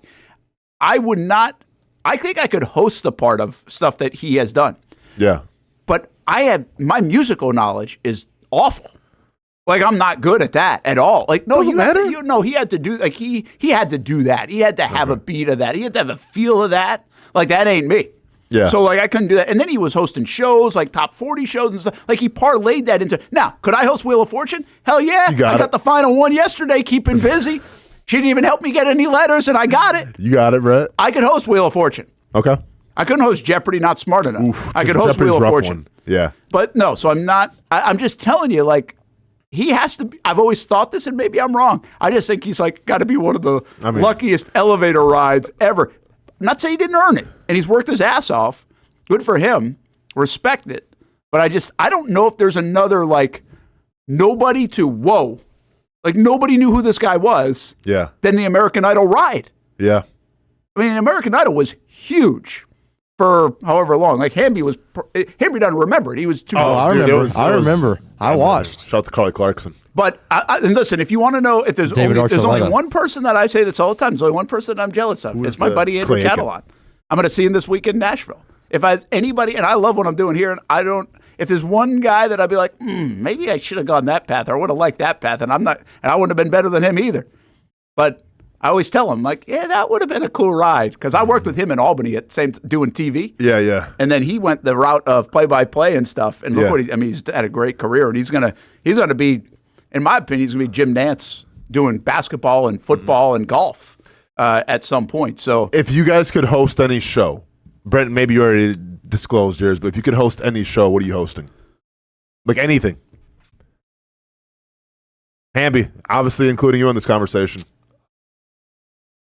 That fits? No, it can be anything. Like anything, like any aspect. It doesn't have to be something that makes sense. Actually, I'll say this from a sports perspective. The one show that I thought would be cool to, like, I wouldn't want to now, but I thought about it. I was like, oh, this would be kind of fun, was like Baseball Tonight. I'm a big baseball guy. Sure. And I thought when Baseball Tonight, like, do they even do Baseball Tonight still? Do they do it? But it felt like 15 years ago was a thing. Yeah, you know? yeah. And I was like, oh, that'd be pretty cool. Mm-hmm. I have a tremendous appreciation for how game day is done, college game day, because I think that is TV. Like, for a TV geek like me, that is better TV than any TV that's out there live. Mm-hmm. That's the model to me of how TV should be. Mm-hmm. So I have that would be cool too. Mm-hmm. But I'm not sure I'm passionate enough about college football to want to do that each week. I just like the TV side of it. Yeah. And now if you're off sports, I probably did indicate. I think Wheel of Fortune would be pretty good. I'm not good, I'm not funny enough to be like Family Feud. I'm doing Family Feud. Yeah. Hamby, that's a lot, Hamby. Yeah, you got a lot of downtime. Hamby, you got to be on 24/7. I'm doing it. Yeah. The arrogance of this kid. Yeah, he can do it. Dude can't even keep a show together for 20 minutes on this thing, but you want to go to Family Feud? First of all, you're doing a great job, Hamby. You said you're doing a great job. You said which one would I want to do? Yeah, true. Not which one I would Family be Feud phenomenal. I think actually Wheel of Fortune's better. Wheel of Fortune's better. No, it's not. Wheel of Fortune's a lot easier. Oh, easier. That's what I'm saying. Yeah. You just toss it over to Vanna. Vanna, hey, go turn this letter over. You know the gig is the game show gig is the best gig ever. Oh, it's the best, right? Dude. They tape like 5 of them a day. If it's more than that, or maybe more, but you work basically work for like weekends, a month and then take the next 3 off or something. Do you know who Jeff Probst is? Oh yeah. Oh, Survivor guy. No way. I don't want that. How do you not want that? I don't want to be out unless he's in some nice First hotel. of all, hold up. He's in a resort. Yeah. Do you think Jeff Probst is camping with these people with like zero water or anything? Jeff Probst is in a 5-star luxury hotel on the island. He's in chilling. sandals. And he's got to show up for, I don't know, maybe 5 minutes a day being like, all right, who you guys voting for? All right, cool. You're out. See ya. See you guys see you guys tomorrow. Boom, boom, boom, boom. Back to my hotel. Back to my, 5-course meals and everything. Boom, boom, boom, boom. Hey, who you guys voting for? Oh, cool. And then after, you have to do like the whole reunion show. Oh, what did she say about you? Yeah, that's pretty messed up. What did you say about her? Okay, cool. And that's it, man. As somebody who living the life. Is that the one you want? That's the one that I wouldn't mind because it's so easy. I know, dude. I just gotta show up. I gotta count some boats and put like a little extinguisher thing out on the flame. I don't want. Dude, I can crush that. Boring. But Jeff Probst is the man, guys. As somebody who's done 6 hours of get some more vowels in your name though. Of Probst. I don't Caribbean resorts research for a honeymoon in the last day. Jeff Probst is living that life. He is living life. Living a good life. He's killing it. He's kicked up. He more does than half the nothing. time. How much does that dude get paid? Oh, gonna piss me off. What are we Look thinking? it up. Like 12 million? Because they do 2 5 seasons million? a year, don't they? Do you know how big Survivor still is? I'm gonna go 25 a year. Is it that much? I don't know if it's that much for those. I'll tell you the show I don't want to do is The Bachelor. He won I would an just Emmy. be laughing. Jeff Probst won an Emmy for being a host of Survivor. Okay, it's $8 million per season, and they do 2 seasons a year. So he has a net worth of $50 million. That's it? I mean, right? He's been doing the show for like 20 years. Brent goes, that's it? Brent's like, what's he spending his money on? It's like, I'm pulling that from Trent Baalke alone. $16 million a year. What's he spending money on? How big's his house? He's running up that drink tab. I mean, this is celebrity net worth. His salary a year is $8 million. Really? What about the Amazing Race guy? I didn't know there was an Amazing Race guy. Yeah, Phil Kagan or Phil Kogan or whatever his name is. Is that still on? But by the way, we have the guy that the house that I live at with is another dude who's never home because he's gone for 200 days of the year. He's a offshore marine biologist for Google. It's a mouthful. But one of our friends signed us up for the Amazing Race because they think with my athleticism and his smarts that we could be like a formidable team. Can y'all eat absolutely insane things? No. So this is my one prerequisite. I'm not eating anything like raw cockroaches. I'm not doing anything like that. Not doing it. I don't watch that show. I've seen the show, but I I've don't never watch seen it it either. religiously. But it's the only time Steph has ever said, like, you'd be pretty good at this show. Huh. And I'm like, why? Because my sense of direction is awful. Sure. Like, I mean, I get turned around everywhere. Now, maybe if I was locked in, I don't have a good sense of direction, though. So I don't know why she said that because I don't really watch the show. Brent, I bet you'd be good at Big Brother, too, which I've never really seen, but I get the gist Weber of it. loves Big Brother. Yeah, that's right. I don't get it. I don't get it. Because here's the thing. If I'm going to watch a show that's just about a bunch of random people, like, living in a house together, I have to be, like, invest. Like, who are these people? Just some randoms. Like, I don't care. Like, if it was like NFL players living in a house, I might be interested in it. Yeah. I don't care about strangers living in a house together. Where's the appeal to that? I don't get it. And by the way, there's not enough money on the other side of that one for me. Oh, it's not. You're not making a lot? What do you make to win Big Brother? I don't know. I don't really think it's like crazy money. I can't name one winner off Big Brother. I think Big Brother's more about like the trying to get your name out there, branding, and turn it into something, which a lot of the shows are, right? Bachelor, Bachelorette, all that. But I can't believe people do The Bachelor or Bachelorette. I just can't believe there are human beings that do that show. Oh, The Bachelor? Yeah. Let's go, man. Sign me up. I'm down. You would do it. I would do it. You would do The Bachelor. I would do The Bachelor. No, dude. I call it reality prostitution. Hey, when I say I'll do The Bachelor, you know me though. I'm not playing the game, right? Like if a girl comes with like a little corgi, I'm like just leave. I don't need you. I'm hosting Wipeout. Like I'm not gonna follow the rules. I'll be like, nah, we're out. See ya. Right. Thanks for like she'll be literally walking. Hi, my name's Ali. Nope. See ya. Thank you. Next. Next. I'm not playing the game. I'm doing it my way. Wipeout. Shout the corgis. Wipeouts it's fine. What are you, John Cena? That was sweet. Gosh, I don't even know any of the games now. Like Wipeout's just like it's. Is that the one where John Anderson was doing it? Yeah. That was interesting where those guys got into that, right? Like the ESPN announcers were doing it. I thought that was a good try. I don't know if it worked, but I feel like it was a good try. I thought it was funny. Little too Jameis cheesy for me, Brent. Just saying. Hey, I will say I don't want to. I think we're getting Alan Verlander out. If you check it out, Hamby, he should be on. He's ready. Okay. Oh, he's ready to go. Well, good. He's a baseball guy, so I can bring this up. I just want to pay it off before I forget. I don't like the fact that the Red Sox just signed Aroldis Chapman. I don't like him. I'm not a fan of him. I don't really think from everything I've read, he's a great human being. I think he just feels like suspension waiting to happen. It's the first time I think I've ever seen a signing where I'm like, I don't want this guy on my team. Is it long term or is it short term? That's like a 1 year deal. Okay. He's only 36 years old, believe it or not. Y'all ready Probably for him? still throws 104. Yeah, we're ready. Let's see what Alan Verlander thinks. You think you will? I'm surprised the Dodgers didn't pick up Aroldis Chapman for their 450 relief pitcher, just in case 600 guys get hurt. Yeah, we don't need him. We're good. Couldn't say that 10 years ago, but now they're pretty good. Yeah, you're a Dodger fan, man. Life is good. You have to have a shield now if you're a Dodgers fan. You have become the team that people don't like at all, like across sports. Well, it's nice for a team that is one of the top tier teams in the league.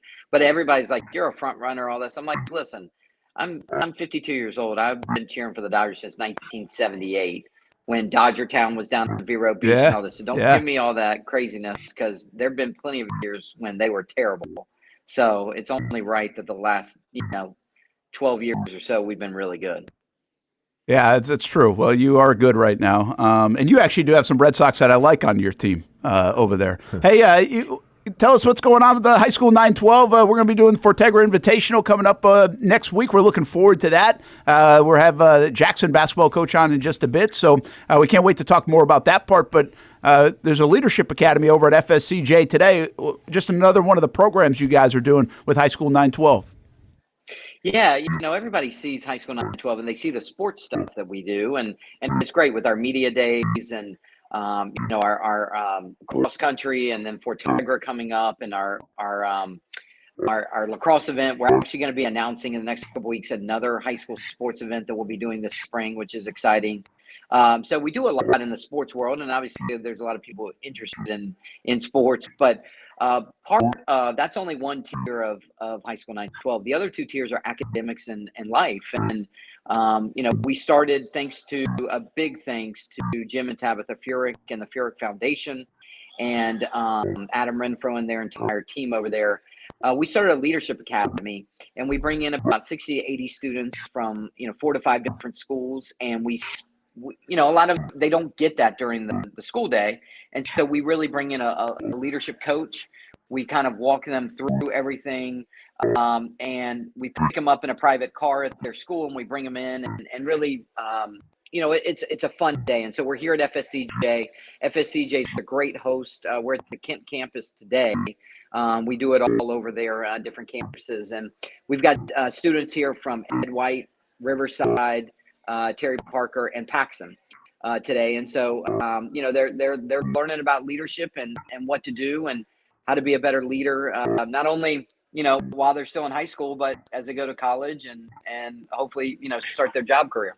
Yeah, that's awesome. Alan Verlander with us with High School 912. And again, I've done some of the events with you guys from the social media. There's just good life things going on with the programs, with everybody, that the student athletes, the high school students in general, ACT camps, SAT camps, and now Leadership Academy. I know we got a little gremlin in Alan's phone, but we can hear most of them. So I kind of think the gremlin that we have is kind of fun little background noise too. So we're going to hang with you. Speaking of Jim and Tabitha Furyk, I'll give them a shout out because I just got this in my email. They have Hope for the Holidays coming up at TPC Sawgrass parking lot on December 12th. So 6 to 8 o'clock. You can head out there for the 13th annual Hope for the Holidays packing event.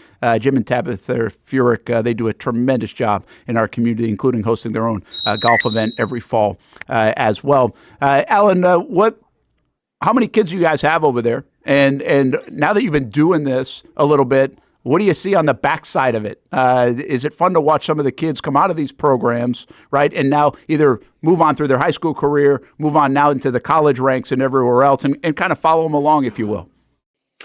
It really is. Obviously, you can track some of the athletes that can move on to play in college sports, but with a lot of the students that we work with, whether it's the Leadership Academy, our boot camps, it's always fun to see in the boot camps, for instance, kids will come in with a 4.0, but maybe a lower score.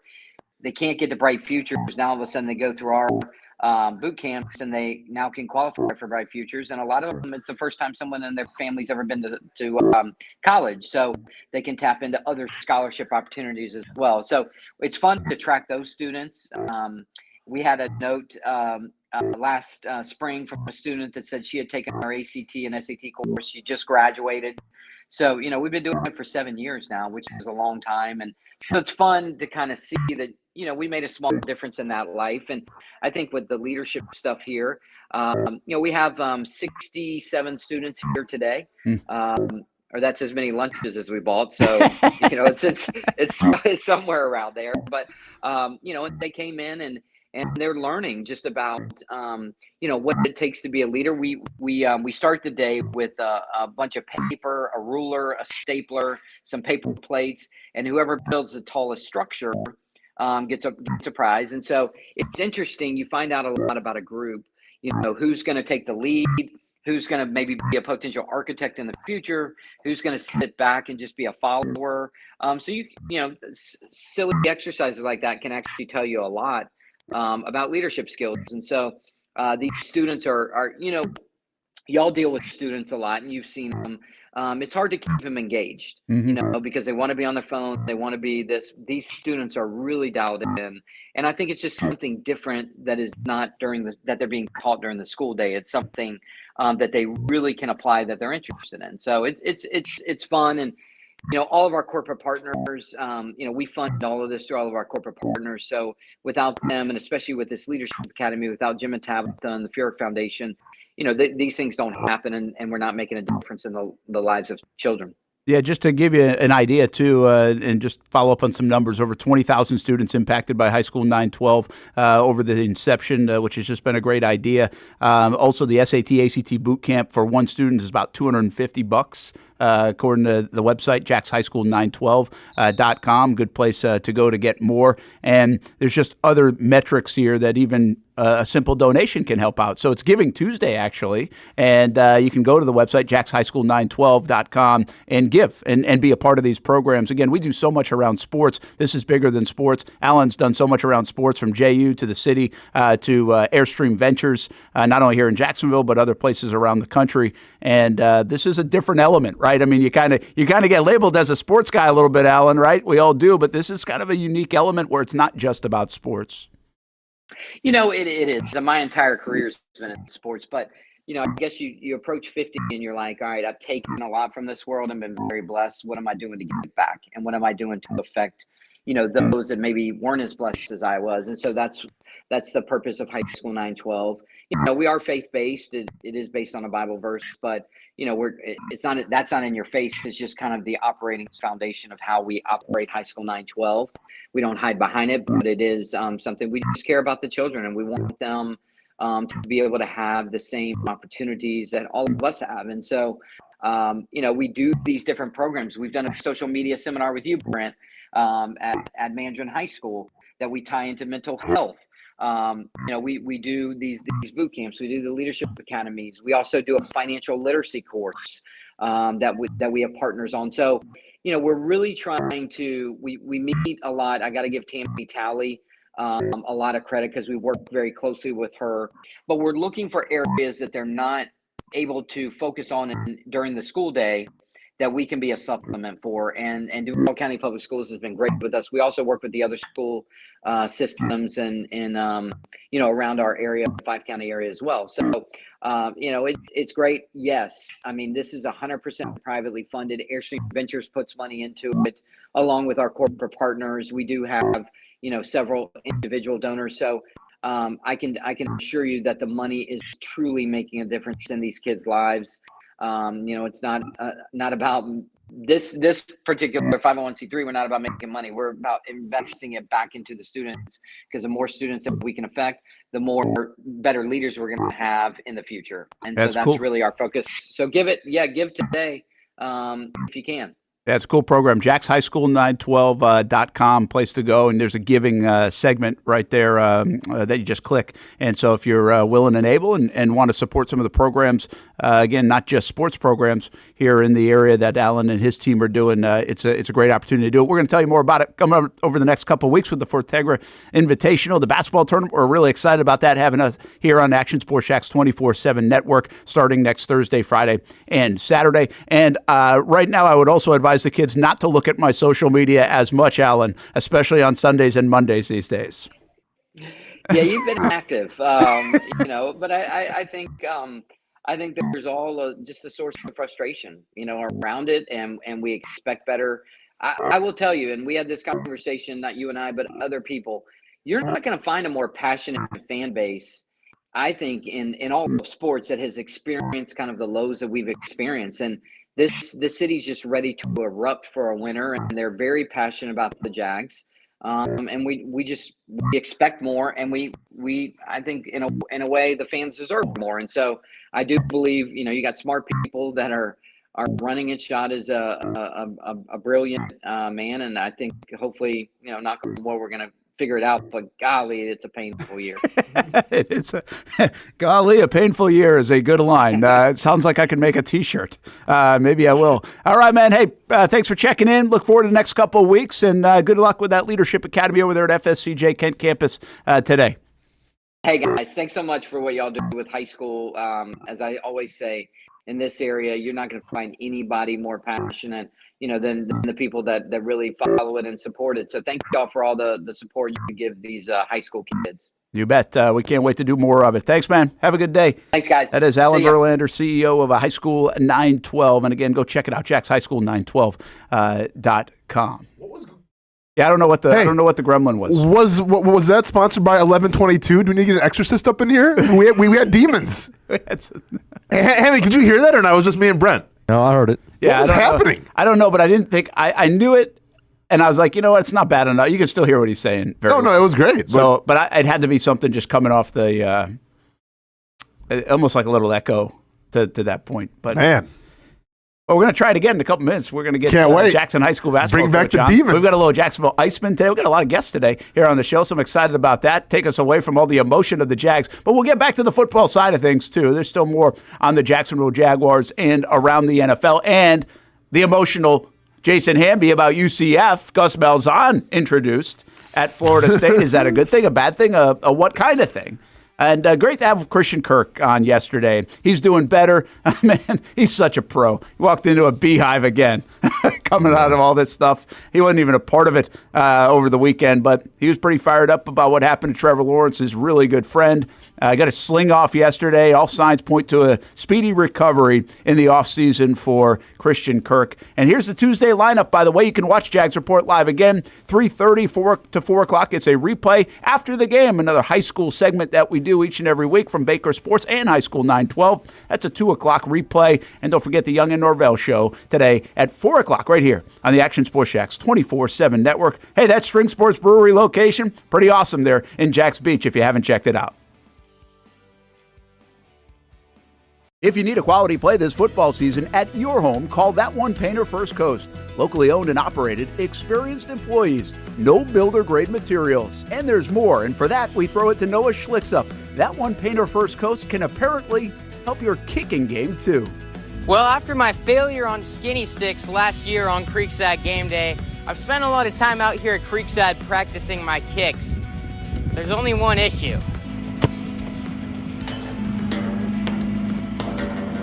How is that even possible? The good news is I know exactly who can help. That One Painter can handle all your painting needs, from field goal posts to cabinets to stucco. They got you covered. Though they may not be able to help with my kicking, they can certainly help with the posts. Call That One Painter First Coast today for all your painting needs at 904-495-1373.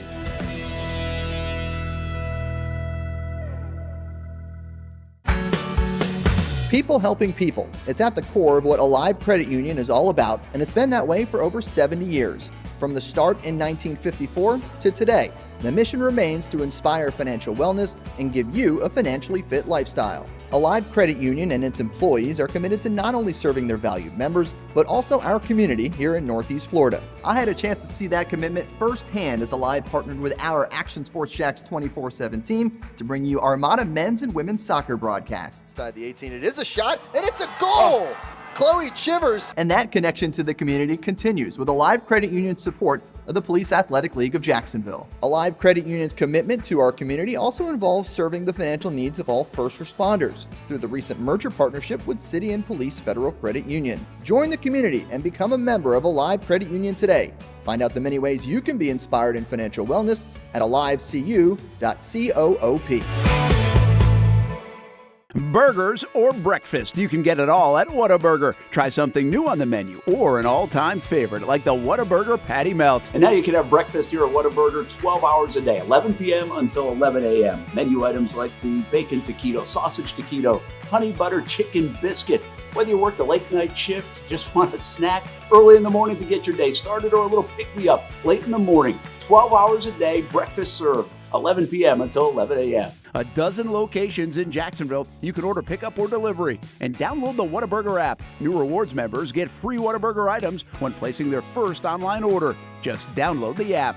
And for us coffee drinkers, Whataburger has all new hot coffee and iced coffee too. Satisfy that coffee craving at Whataburger 24/7, and it comes in a variety of flavors. Burgers, breakfast, coffee, and so much more. Whataburger, just like you like it. for the game day hustle and every day in between. Juggling my show, Jag Social, to going under the Friday night lights and a social life, it's a daily tournament. But this ride, MVP status. The all-new 2024 Lincoln Nautilus isn't just my car, it's my personal locker room, office on the go, and VIP lounge on wheels. Let's talk tech. My profile remembers everything from customizing my dash display to setting the ambient lighting and my signature scent. And wireless charging, essential for live tweeting scores. Whether I'm packing for a beach day with friends or heading to the gym, there's space for every passion. After dominating all day, this becomes my recovery zone. The massage feature is like having a personal PT on call. Life's a non-stop game, but with this ride, I'm always on my A game. The 2024 Lincoln Nautilus. Drive your passion. If you don't see a pit, it ain't legit. When you hear that, you think Bono's Pit Barbecue, a staple in Northeast Florida now for 75 years. A place that feels like home with friendly service, a meeting place for friends, family, or business occasions. On the menu, the corn nuggets are a favorite in our house, but there's something for everyone. Sandwiches, platters, salads, sides, desserts, and family feasts. You see Bono's all over the place in Northeast Florida. You know, there are almost 20 locations in the Jacksonville area now, so stop on by, sit down, and dine in with Bono's. You can also take it to go. There are drive-thrus in many of the locations, and they have delivery options too. Just download the Bono's app to make things easy. I signed up for the loyalty program, and you can too, to get special offers. If Jacksonville is home, few things feel more Jacksonville than Bono's Pit Barbecue. Celebrate 75 years and many more to come. Bono's Pit Barbecue. If you don't see a pit, it ain't legit. Welcome back to the Brent and Austen Show, streaming on the Action Sports Jax 24/7 network. Well, there's a look at the Fortegra Invitation I was just talking about. We're going to have the Jackson head coach on in just a couple of moments here on the show. Byron Shemwell, new coach at Jackson. I got to see them play against Creekside last week. And we'll have them on in just a moment. They get to Coy Creek in the opener, Nice University, Christian, Fleming Island, Riverside, Bowles, Creekside. So, again, we're excited about this. It's a lot of fun. We've got some cool things happening here with Action Sports Jax. I feel like we usually do, but we really do on the network with this happening next Thursday, Friday, Saturday. We did High School Media Days. If you missed any of High School Hoops Media Days, we've been replaying it a lot on the network. The beauty of this network is that we can have a lot of programming, including our show, including the Young and Norvell Show and Miller and Moulton Show, but we can also replay a lot of stuff. So if you missed any of it, you can always just go to actionnewsjax.com. You can go to the Action News Jax app and watch it anytime. Not everything is on social media to see. Although a lot of it ends up on social media, YouTube, our YouTube channel. You can see a lot of different programming each and every day on the brand new Action Sports Jax 24/7 network, including the Scrap House on Wednesday, 7 o'clock, with Austen Lane and Casey Kurtz. So we've got a bunch of variety, and we're looking to add to the lineup even more, quite frankly, over the next year. We're looking forward to 2025. Almost cried last night watching wrestling, so that's first time in a long time. Cried. Oh, yeah. It was sad. Why? New day. We'll talk about it later, bro. But I want to hear it first. We'll get Coach on in a minute. So maybe he's a big wrestling fan. Well, there's a group called the New Day, and it was their 10-year anniversary. New Day sucks. Yeah, well, yeah, that's how they started out. And Big E, one of the guys in the group, actually wrote a really cool thing for the Players Tribune on Monday morning. I recommend reading it. It's just about dealing with mental health, dealing with injuries, and how do you overcome them. So then they had their 10-year reunion, and that's all I'm going to say about it. Almost cried. You're going to cry. You're going to talk about it more on Scrap House tomorrow night. If I can get through it, yes. Let me talk to my therapist first, and then we'll see if we're ready to unpack all that. When was the last time you cried? Oh, dude. That's a good question. Well, I'm not sure the last time I cried. Me neither. Now that I say that. And I'm not trying to be a tough guy here. I'm just kind of like I thought maybe I'd cry at like senior day for the kids or a graduation. I didn't think I was going to cry at graduation. Graduation's so overrated. But jeez. Didn't really cry when the kids left. Yeah. See you later. I mean, like, I was like, if you lose a loved one, I have. But from like things I probably like, the one that sticks out to me was when I was in. I mean, it's been past college, but like when I was in college, I saw the movie Up. Yeah, bro. But dude, it was a team like bonding thing, so we all went to go see Up, And dude, you want to talk about like trying to muscle out of something and just try to be like, keep it together, like flexing? Dude, that was me the whole time. And I remember like one of my teammates, his name was Josh Marshall, ended up becoming an Army Ranger of all jobs. He was a starting safety. He turns to me, he's like, dude, you okay? I'm like, yeah, man, it's just stupid. This stupid cartoon. Like, what are we doing? Because, I mean, if you've seen the movie, the whole thing with the scrapbook at the end, when she's like, here's a scrapbook and I left it blank because you got to make some more memories on your own. Oh, Brent. Man, what a sad movie. Please don't walk out. Have you seen it? Oh, yeah. Please don't walk out to any soundtrack from Up on your next UFC fight, okay? But have you seen Up or not? I have, actually. Yeah, but man. What's amazing about that, you never think a movie that looks like a cartoon is going to be sad. Yeah. That's what's weird about it. That's what really captures you in it. I wonder if Brent turns 80 years old, if he'll look like the guy from Up. Wear some big, thick glasses and everything. Hey, you work on that. Abby, bring it up. And I'll work on Byron Shemwell right now, joining us from the Jackson Tigers head basketball coach. Sorry you walked into that one, Coach. We're all over the place here on a Tuesday morning. It is all good. And by the way, I watched wrestling when it was the World Wrestling Federation, when it was Stone Cold and The Rock and them guys. Yeah, listen, so did I. I go back to Ricky the Dragon Steamboat and everything else, but these guys love it so much they do a show on it for an hour. I've kind of lost the wrestling now. I don't tune in as well. Yeah. Hey, excited to have you on, and thanks for taking a few minutes. Jackson Tigers are 4-0. You're going to play in the Fortegra Invitational, a tournament you know all about. Obviously, you've been around this thing, and are you guys excited next week? Oh, yeah. Real excited to have the opportunity to play in the Fortegra. I did it a couple of times as assistant, once with Mandarin, once with Ponte Vedra. Fun event. I think it's a good event for the kids, too, as well. So, yeah, we're very excited to be a part. How are things going at Jackson as you take over one of the premier programs really in the city of Jacksonville in Northeast Florida? What you guys have accomplished? How has that transition been for you so far? And well, it looks on the floor like you guys are off to a nice start at 4-0. Yeah. Oh man, it's been good, man. We knew coming in it was going to be a challenge to take over Andrew Jackson because of the things they've done in the past. But we came in, we've been doing things the way we know how to do things, and it's been working out for us. The guys, they work hard, they practice hard, they real receptive to the lessons. They just tough kids, man. They like to compete. They love winning. That's another thing we excited about because we got a group of guys, coaches and players that just love winning. And that's the ultimate goal, is to win. It doesn't really matter who does it for us. Night in, night out, we can have, 4 or 5 guys that can score double figures. Can be a different guy, leaders in scoring if need be. But we just play together. And it's fun to watch, man. So it's been good. You just brought up winning. I think that's an interesting note because obviously we see it here in town with the Jags, right? They're not used to winning. It's hard to win. Like you see that program sometimes that when you're not used to winning, it's hard to flip it. You walk into something where they are used to winning. Can you feel that? Like they expect to win, even if you're down. Like I was at that Creekside game. You guys were down, I think, in the early third quarter, and then you really went on a run. Like you just find ways to win. Does that group of kids feel that? Does it almost like you walk into your gym and you feel like, hey, it might not be the prettiest thing.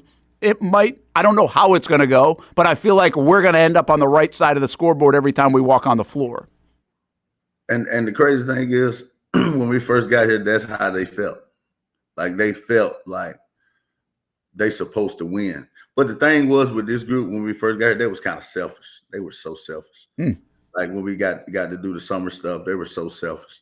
And then just over time, they just gradually been figuring it out, grinding it out. But they expect to win every time they step on the floor. Their confidence is through the roof. And I love it.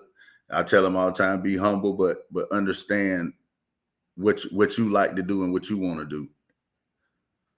That's a fine line, I guess, right? You want that swagger, but you don't want the selfishness. Give us a little bit more about your team. Give us some of the guys that we were just watching in that video, and they're going to lead the way here the rest of the season. 6 seniors, man. Shout out to the 6 seniors, and we got some good juniors too as well. Jahar Simmons, right now he's our leading scorer, 17 points a game. He's kind of like he's our point guard. You know what I mean? He's the guy that gets us going. We got We got David Wilson, the second guy who leads us in scoring at 16. He's another guy he's going to bring it every night on both ends of the floor. He's going to play hard. He's a competitor. Tavion Lawson, football kid. Mm-hmm. He's a complete competitor. He's up for any challenge you throw at him. He works hard every day. Jaden Williams, another senior. He can shoot the ball really well, plays hard on defense, likes to compete. Another one of them guys is going to lead us.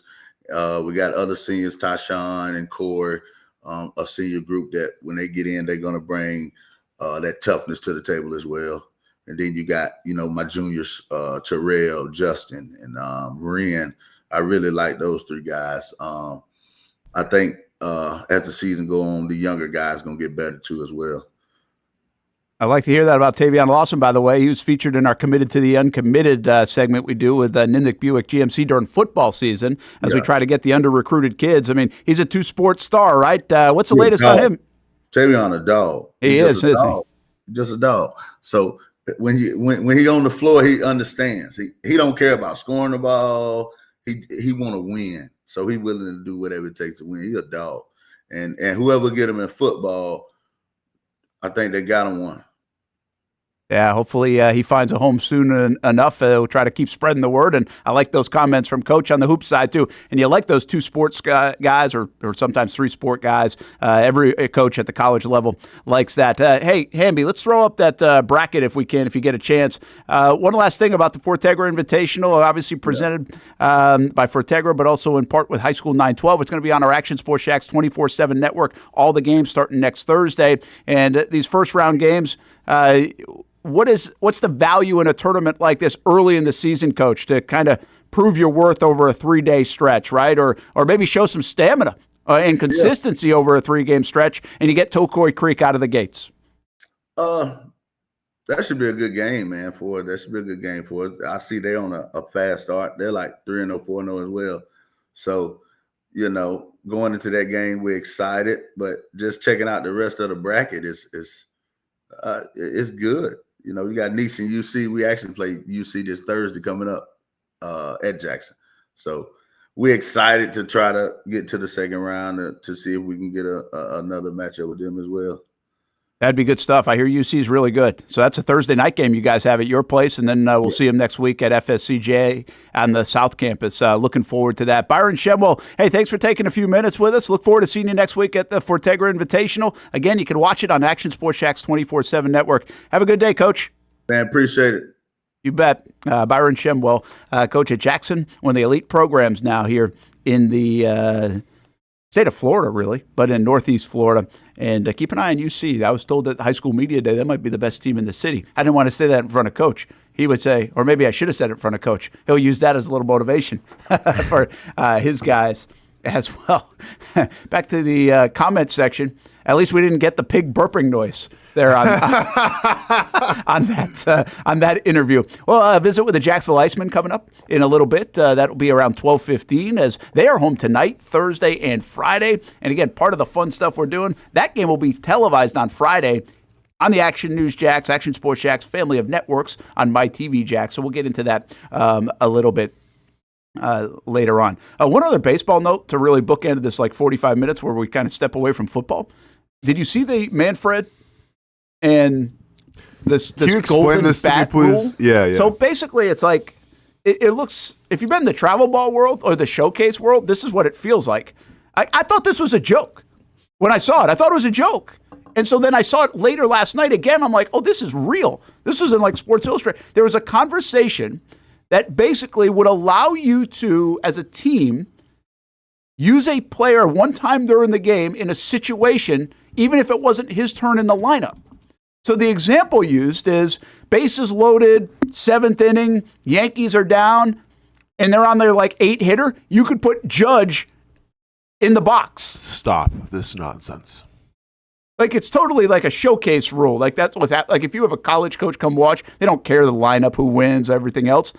You can hit the same boy or girl or whatever 3 times in a row in showcase because the coach is there to see that kid. They want to see him a little bit or put him out on the mound or whatever. Yeah. And so that makes sense. This is Major League Baseball. This is professional sports. What are we doing? This is stupid. Why does Major League Baseball need to get gimmicky? Who brought this up? It's not going to fly, right? Hamby, it's not going to fly. Reiterate. This isn't going to be a reinforce. thing. Guys, we could barely. We can. I mean, baseball is the hardest league to get anything past. You think we're gonna do this crap? Ain't happening. I don't even necessarily even want to talk about it because I think it's the most ridiculous thing I've ever heard in my life. I just couldn't believe it was real. It's ridiculous. No, so Manfred came up with this, or his people came up with this? Somebody came up with Somebody came up with it, and he said, let me see, there are a variety of rule changes that are being talked about there, talking about the winter meetings. One of them, there was a little buzz around it at an owner's meeting, was the idea of a golden at-bat. Fire the owner that came up with it, and fire yourself, Manfred, while you're at it, if you even entertain the idea. Yeah, that's... How stupid. I mean, what a clown. This isn't like some kind of all-star, like, you know, golden basketball, you get 3 points. Like, no, it's not how it works. This is professional sports.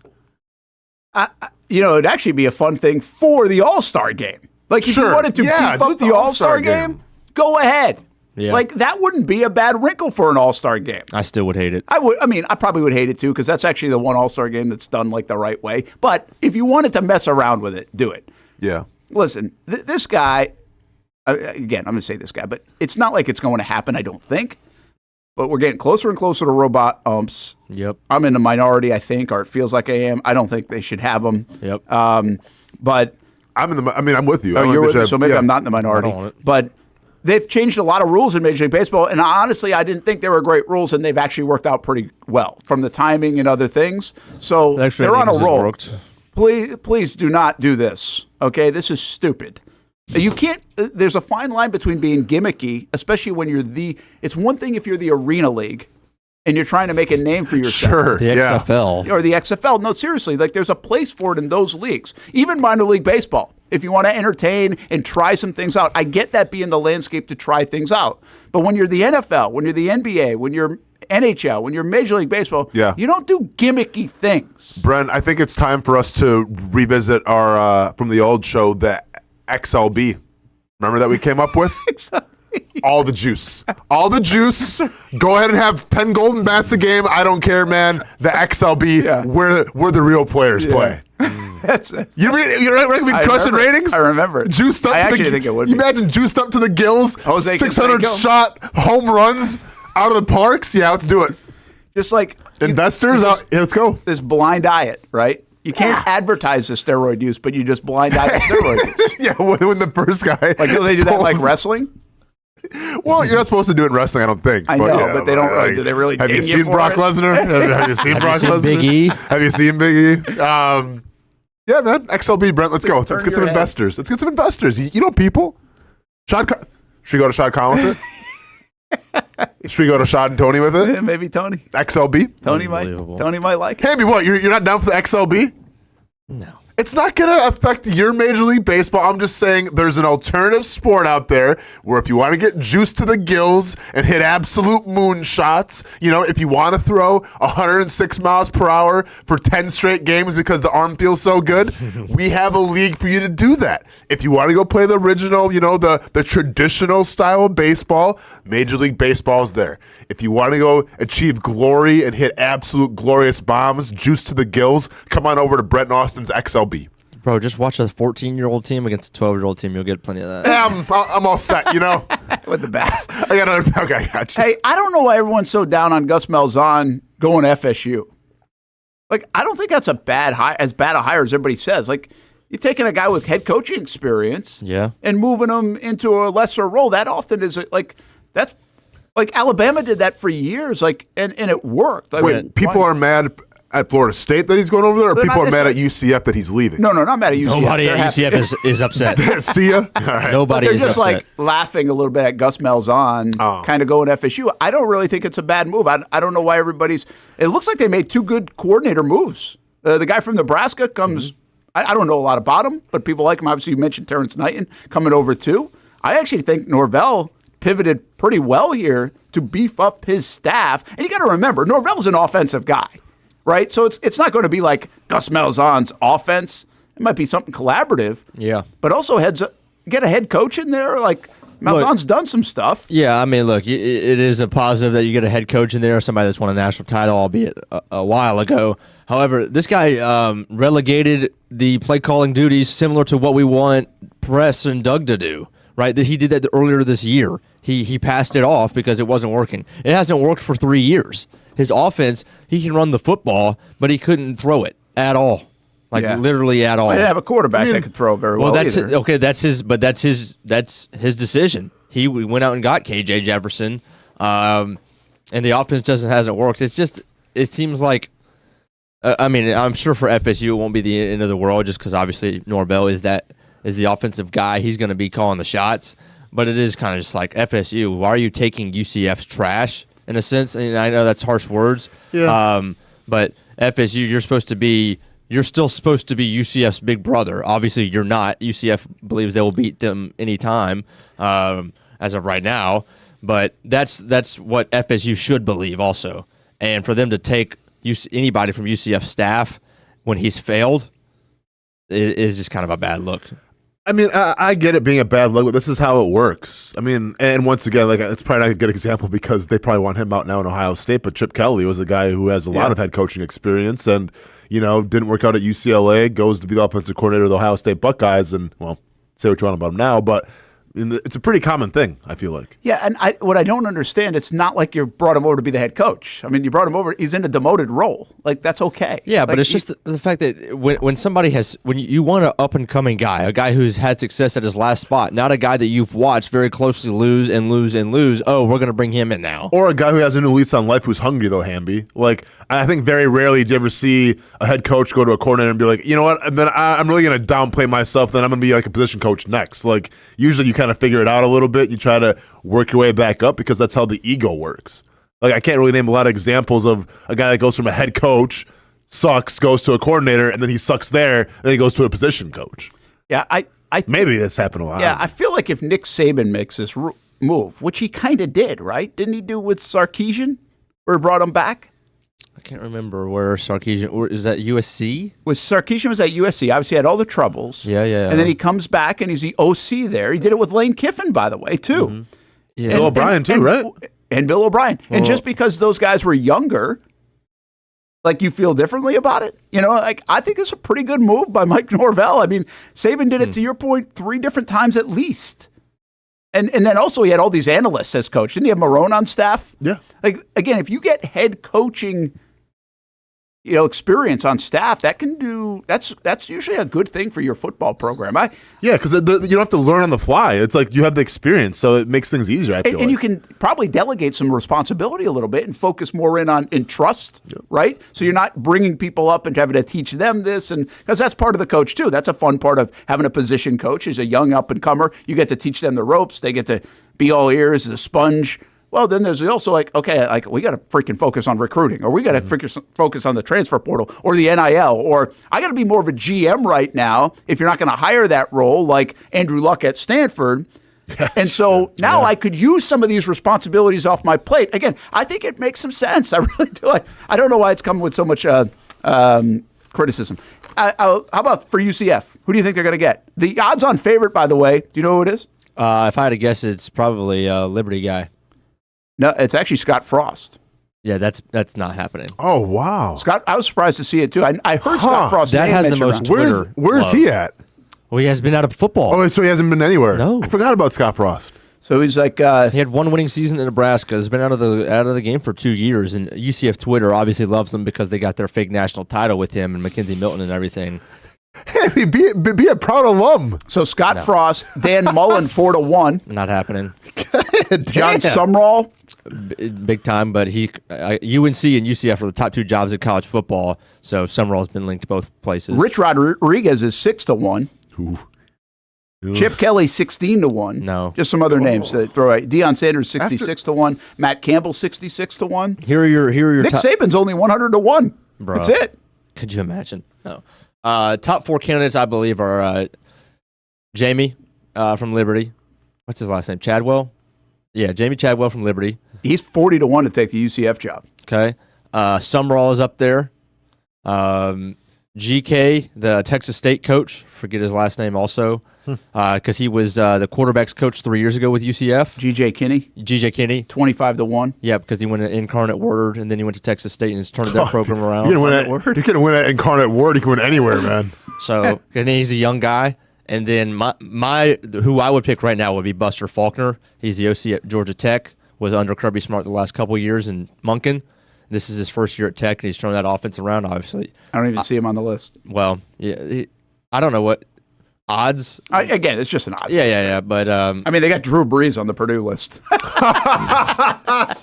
That's pretty good. Barry Odom's been out there. I wouldn't want him for UCF. And who else? There's one more that's been linked quite a bit. They should end up with a good coach. They should. I believe. Is it a highly coveted position at UCF? Yeah. I would think so. I think it's the top one. Yeah. I think it's better than UNC, and those are really the two biggest openings. So North Carolina and then Purdue, and Purdue's not it. Nobody will want to go there. So, I think UCF's the top job. Yeah, UCF's a great gig. I'm serious. Yeah, I'm not. I said with them in the Big 12. I've said it. I said it earlier this year, and I had to eat my words because they didn't end up good. But I thought they had a chance to, the way this state was, the way Florida was and Florida State, and I know Miami came on, I thought they had a chance to maybe start running the state. Yeah, and because they're right in Orlando, they're right in that hotbed. They got in the Big 12, so you don't have that anymore. It's a brand, by the way, that if you talk to kids, because I know this because my kids just came out of high school, kids want to go to UCF. Yeah. People want to go to Florida too, and they want to go to Florida State, but they want to go to UCF. So it's like a hot thing to go to UCF, at least in the state.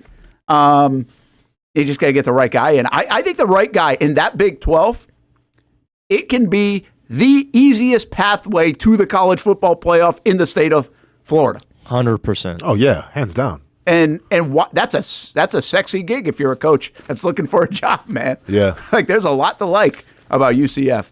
Do you think? Oh my bad. Do you think they got easier than the Miami? Well, even though Miami blew it, I would say yes because Clemson and Florida State, and there's friction.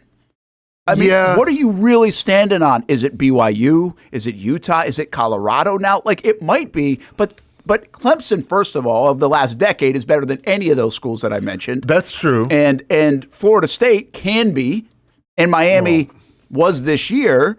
And I think you even have up-and-comers like Syracuse that will actually have more friction than, let's just say, Texas Tech. Yeah. You know what I mean? The Big 12 feels like it's going to be wide open. I agree with that, but I feel like there's also like the ACC is a little more top heavy. Yeah. And the Big 12, it's like anybody can come. I mean, that's true. I think it's a valid point. It's a good debate. Yeah. I don't know which one it is. I just say even in the state of Florida, Miami and Florida State are competing. UCF's the only Big 12 in the state of Florida. That's true. So maybe you get ahead quicker that way. Texas is a hard part because you got a lot of those Big 12s and the Baylors, right, and Texas Tech and everybody to compete with. TCU. And to go on with everybody else. I think they're in a good spot. I really do. Now, I thought Gus and UCF was going to be a lot better this year than they ended up being. Hey, lunch or dinner for a business meeting, treat the kids. Maybe it's a ball team or catering for an event. Your holiday meal. Bono's Pit Barbecue is good for any occasion. Right now, you can put your holiday orders in. Why cook when Bono's can do it for you? 3 different holiday options to pick from. Visit bonosbarbecue.com. And if you haven't seen the new location at Gate Parkway, the redone location, it's a beauty, cozy and comfortable with a drive-through as well. Rent it out for your patio event. Just visit bonosbarbecue.com. Bono's, if it ain't a pit, it ain't legit. Perfect lunchtime conversation with a little Bonos. We get back to some football right after this on the Brent Austen Show. What can Doug and the Jags do to end this season with 5 games to play? It's been the longest of years here in Jacksonville. When it comes to trucks, I know exactly what I want. And at Bozard Ford, they make it easy to get exactly that. Let's go make this truck a little more my style. With Bozard Built, I can create my perfect truck right here. Lift kit? Check. Premium wheels? You bet. Advanced lighting package? Oh yeah. The Bozard team works their magic.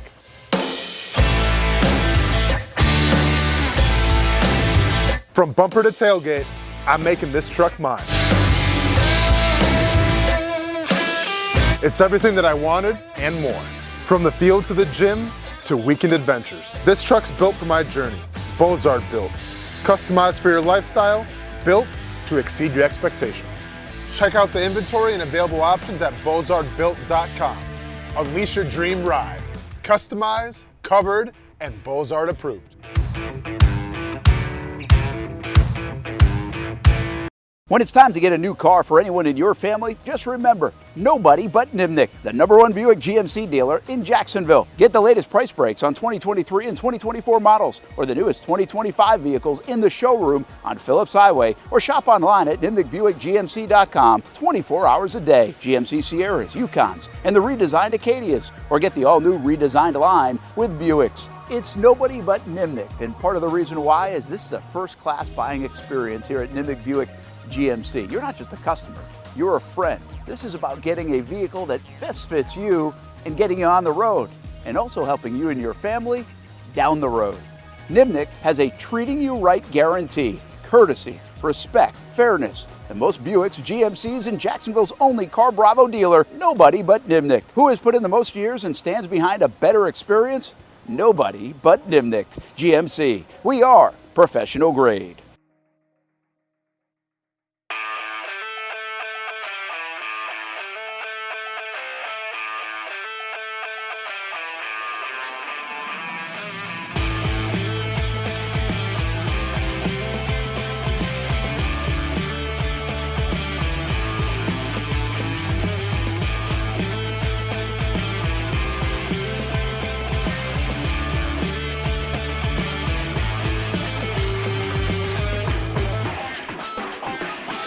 If you need a quality play this football season at your home, call That One Painter First Coast. Locally owned and operated, experienced employees, no builder-grade materials. And there's more, and for that, we throw it to Noah Schlicksup. That One Painter First Coast can apparently help your kicking game, too. Well, after my failure on skinny sticks last year on Creekside game day, I've spent a lot of time out here at Creekside practicing my kicks. There's only one issue. How is that even possible? The good news is I know exactly who can help. That One Painter can handle all your painting needs, from field goal posts to cabinets to stucco. They got you covered. Though they may not be able to help with my kicking, they can certainly help with the posts. Call That One Painter First Coast today for all your painting needs at 904-495-1373.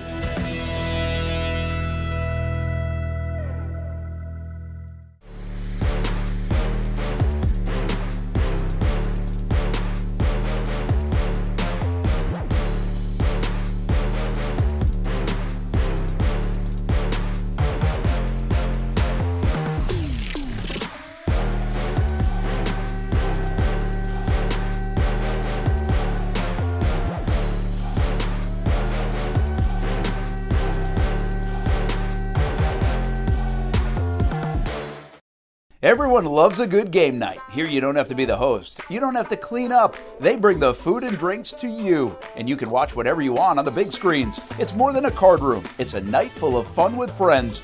Best Bet Jacksonville, Orange Park, and now the newest location here in St. Augustine, right off 95 at exit 311. A brand new clean room, a full bar and menu, my favorite sushi in town. And I love the fries too. You don't have to just play poker at Best Bet. That's why I come over here to the table games and play one card poker. That's a pretty good card and a win. One card poker is like war as a kid, you against the dealer. And this isn't the only fun table game to play.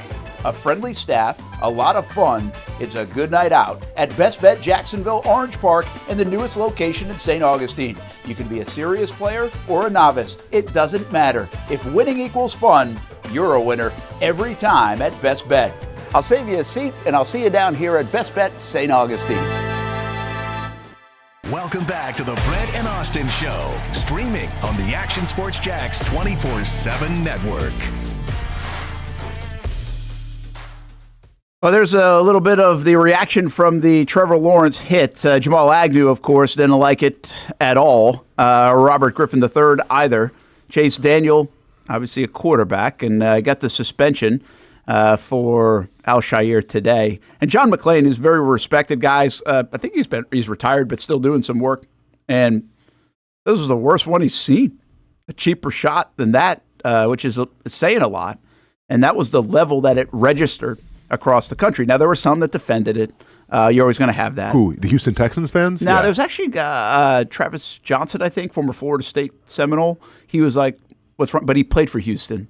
Okay. And he was defending a little bit. There was a giant viral video of a coach from Last Chance U. I don't even know his name, so I'm not going to give him that much credit. But like he went on like this giant rant about saying how football is becoming soft and it's on Trevor to get down earlier and all this stuff. Bald white guy? Yep. Jason Brown? Maybe. He's all over Twitter and everything, always trying to just rage. Is he okay?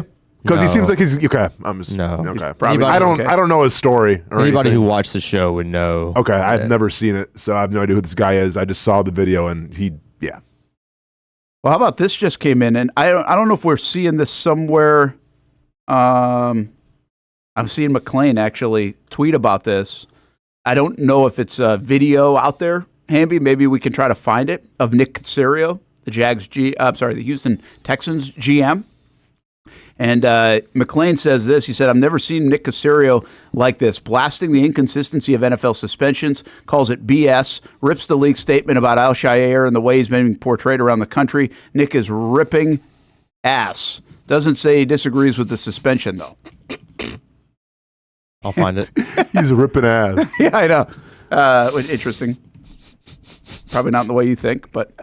It's funny.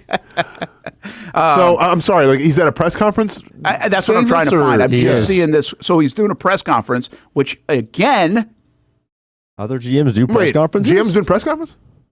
What? So, but this is weird by McLean. Now, again, I don't have full context of this. All right, I'm just seeing it. So, in full disclosure, as we welcome you back to the Brent Austen Show. Quite frankly, it's unfair. And I'd say one of the biggest issues that, and I probably speak for a lot of teams, not only the Houston Texans, but I think that's all teams ask for is consistency from the league. And I'd say in this situation, I mean, quite frankly, there's no consistency at all relative to the level of discipline that's been handed down. So when you go back, let's look at this season. Okay, we had multiple situations, multiple examples. All right, two really good players, I would say. Branch ejected against Green Bay, right? Plays the next week against us. Okay, Derwin ejected, all right, got suspended for one game. And Derwin's a great player, and Derwin's had some other situations that have come up. And I'd say even going back here, a player that we know well organizationally here, Kareem Jackson. Kareem's a good player. Was ejected, fined, ejected, and then suspended after 3 games. So we're going to say Azeez Al Shaiir, who nobody embodies our program more than Azeez. What he's about, what he's been through. You all know his story. There's not a more selfless individual, more about the team, who's earned the respects, that represents everything that we want this program to be about. I mean, this morning he was at a United Way event. So we're talking about some of the commentary that has been made about his character, about the person that he is, about what his intentions are, from people that, quite frankly, don't know anything. So that's Nick Caserio talking I'm just moments ago. Choke Tom Brady about Azeez Al Shaiir, and I would follow up with this. You choked the GOAT. Choked Tom Brady in December 22, according to Manuel Acho. Hit Caleb Williams late, punched Roshan Johnson September of this year. Tackled Tony Pollard late last week. Illegal hit on Trevor Lawrence. I mean, listen, that doesn't take away from his story and everything else. And listen, time out. I don't think, and I know the cesspool that Twitter can be and social media can be. Do I think this guy is going to get some unfair stuff based on his faith and other things? Yes. And I don't think that's right. It's not. And it's not right. But some people are morons, right? That's a different issue than this. Whether this guy deserves a suspension or not, he's a multiple offender, and this is obviously a player safety initiative around the league, especially around quarterbacks. The quarterback was doing the right thing. The defender did not. And I think, according to John McClain, Nick Caserio did go on to say, or was saying, that, listen, he agrees with the suspension. He gets the suspension for the hit. But the inconsistencies is what he's so mad about. Now, this is really interesting to hear him go out of his way to praise Azeez Al Shaiir. But this talks about what you said at the top of the show. This is an organization right now defending their players. I don't know if a guy that's been a multiple offender, I'd really throw out, he embodies our organization. It's not a good look. It's not a good look when he's a captain. That's a little bit much. But like that gets back to him. He appreciates that. Yeah. And once again, I've got the back, right? This is an organization just a couple of years ago that was an absolute joke. It was. That was a dumpster fire in every single way. You know it's bad when the golden child, a.k.a. J.J. Watt, wanted out. All right? That should tell you how bad an organization is. When, cut from the cleanest cloth ever goes, you know what? I want out of here. I don't want to be here. This organization sucks. And J.J. Watt leaves. That's how bad it was. And all of a sudden, you hire new people, you hire a new coach, you get a quarterback, and this is what you get. Yeah. By the way, Hamby, that was off the Houston Texans YouTube channel. Is that what it was? That's correct. All right. I just want to make sure we credit them. I'll give them credit for where it was. Wow. I mean, we should give them credit. We get mad when they don't give credit to us on other shows. Ian Rappaport. Or call the right show. Yeah. So we do want to make sure we give them credit there. Listen, there's another element of this. I mean, by the way, just to catch you up, if you're just jumping in, Al Shaiir is suspended 3 games. Austin doesn't think it was long enough. I actually thought it was more than I thought it was going to be, quite frankly. And maybe this was what speaks to what Casario's talking about, the inconsistencies. Sure. I just think it's wild that the GM's on the podium. Now, again, this is a bye week for them. Maybe he was talking already, and this comes up. Yeah. But the GM of their organization is talking at the bye week, and specifically about this hit after this moment, after this suspension. Man, I think it says a lot. I think they're really trying to turn their organization from the things that you were talking about, be more transparent, also really defend their players. I think what Demeco Ryan said was embarrassing, quite frankly. But to your point, he did it at the risk of defending his locker room and galvanizing his locker room. I think we're very critical right now of how the Jaguars are handling their stuff in front of a microphone, or sometimes not talking in front of a microphone. We didn't even see Trent Baalke come out after he signed an extension for a left tackle on Sunday. Why couldn't he have talked Sunday morning? Celebrate it. It's a good thing, right? It's supposed to be. Nah, can't talk about it. I mean, all we get is really like hey, good for Walker Little from Doug Peterson. Like, how about a why? Who gave you the opportunity to do this? Does this mean it's a vote of confidence now going forward for you guys? Have you been told by Shad Khan that you're okay to make a move like this? Is this normal operating procedure? Is this normal business? Crickets. Yeah. So it's a really turn of 2 different organizations treating this stuff in a different way. And listen, I've been consistent with this. The Jags have missed a lot in front of the microphone this year, going all the way back to January. I will once again invite you to go read my article, actionnewsjax.com, about what needs to change and what needs to be fixed. But they've had missteps on the mic for a whole calendar year now. And that's what you can't downplay that. This thing right here can do so much for a player. It can do so much for an organization. It can do so much for rebuilding the culture. And, to echo what happened this morning, Azeez Al Shaiir, he gets the penalty. He gets the suspension. And there was a pretty harshly worded comment from the NFL saying, why this happened. And he was mad at that, Casario. Well, and I was going to say, and I think the GM got a hold of that and said, oh, this is my guys they're talking about here? No, let me go and make this right. Once again, we don't have to agree with the Houston Texans of how they do things. We don't have to agree with what they say. We don't have to agree, of them trying to blame Trevor. It was Trevor's fault and it's a Jaguars sideline's fault. Anybody with eyes know that's absolute BS. But at the end of the day, what you can't fault is at least this organization is tight-knit and they have each other's back. Yeah, they do. And that's it. And again, I don't have to agree with what they say. To your point, I don't think it is. It embodies the stuff that's a little over the top. They've gone over the top in Houston on some of these comments, but they're at least saying something and defending their guys and talking about it and being transparent about it. I also would say this. I would criticize Casario a little bit, and I would think he'll get a phone call from bringing up other guys around the league. Suspensions. Like, it ain't, like he just said, Derwin James, he was basically judging Derwin James. Like, he's got had some other things going on too, and was the penalty this or was the penalty that? I don't think GMs of teams are supposed to be doing that. It's like leave our players out of your mouth. You know what I mean? I wouldn't be surprised if he gets a little heat for that. So again, I'm not telling you they're perfect on the mic, but at least they're addressing it instead of staying inside the office. And we didn't get Balky last week after this 2-9 start and the most embarrassing loss in franchise history, keeping your job. We didn't get him after the Walker Little extension out of the blue. And while I have some respect for this isn't what we do here, we maybe talk once a year or not in the middle of the season. We'll talk after the season. Well, I've got an example of it took 2.5 weeks to talk after the season last year. And we know Shad Khan doesn't talk, and that's what Mike Mularkey on our show was bringing up. Can somebody say something? Nobody said anything. Just leaving Doug out there really to say anything, and quite frankly, he's not been the best at it.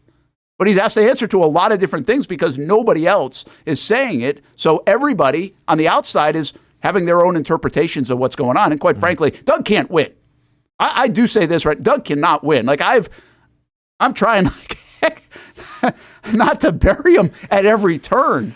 And every word he says, I feel like we're taking every word he says and just, man, you should have said it better. I think he's in a no-win spot right now here in Jacksonville. And has he created some of that? Absolutely. But he could get bailed out a little bit by the other guys in charge. Maybe they could take a little bit of this. And they're not. I mean, it's basically up to the players and Doug right now to take every bullet and shield. And to that degree, before we just saw this moments ago, we were going to bring up, like, why is Mason Smith playing all of a sudden?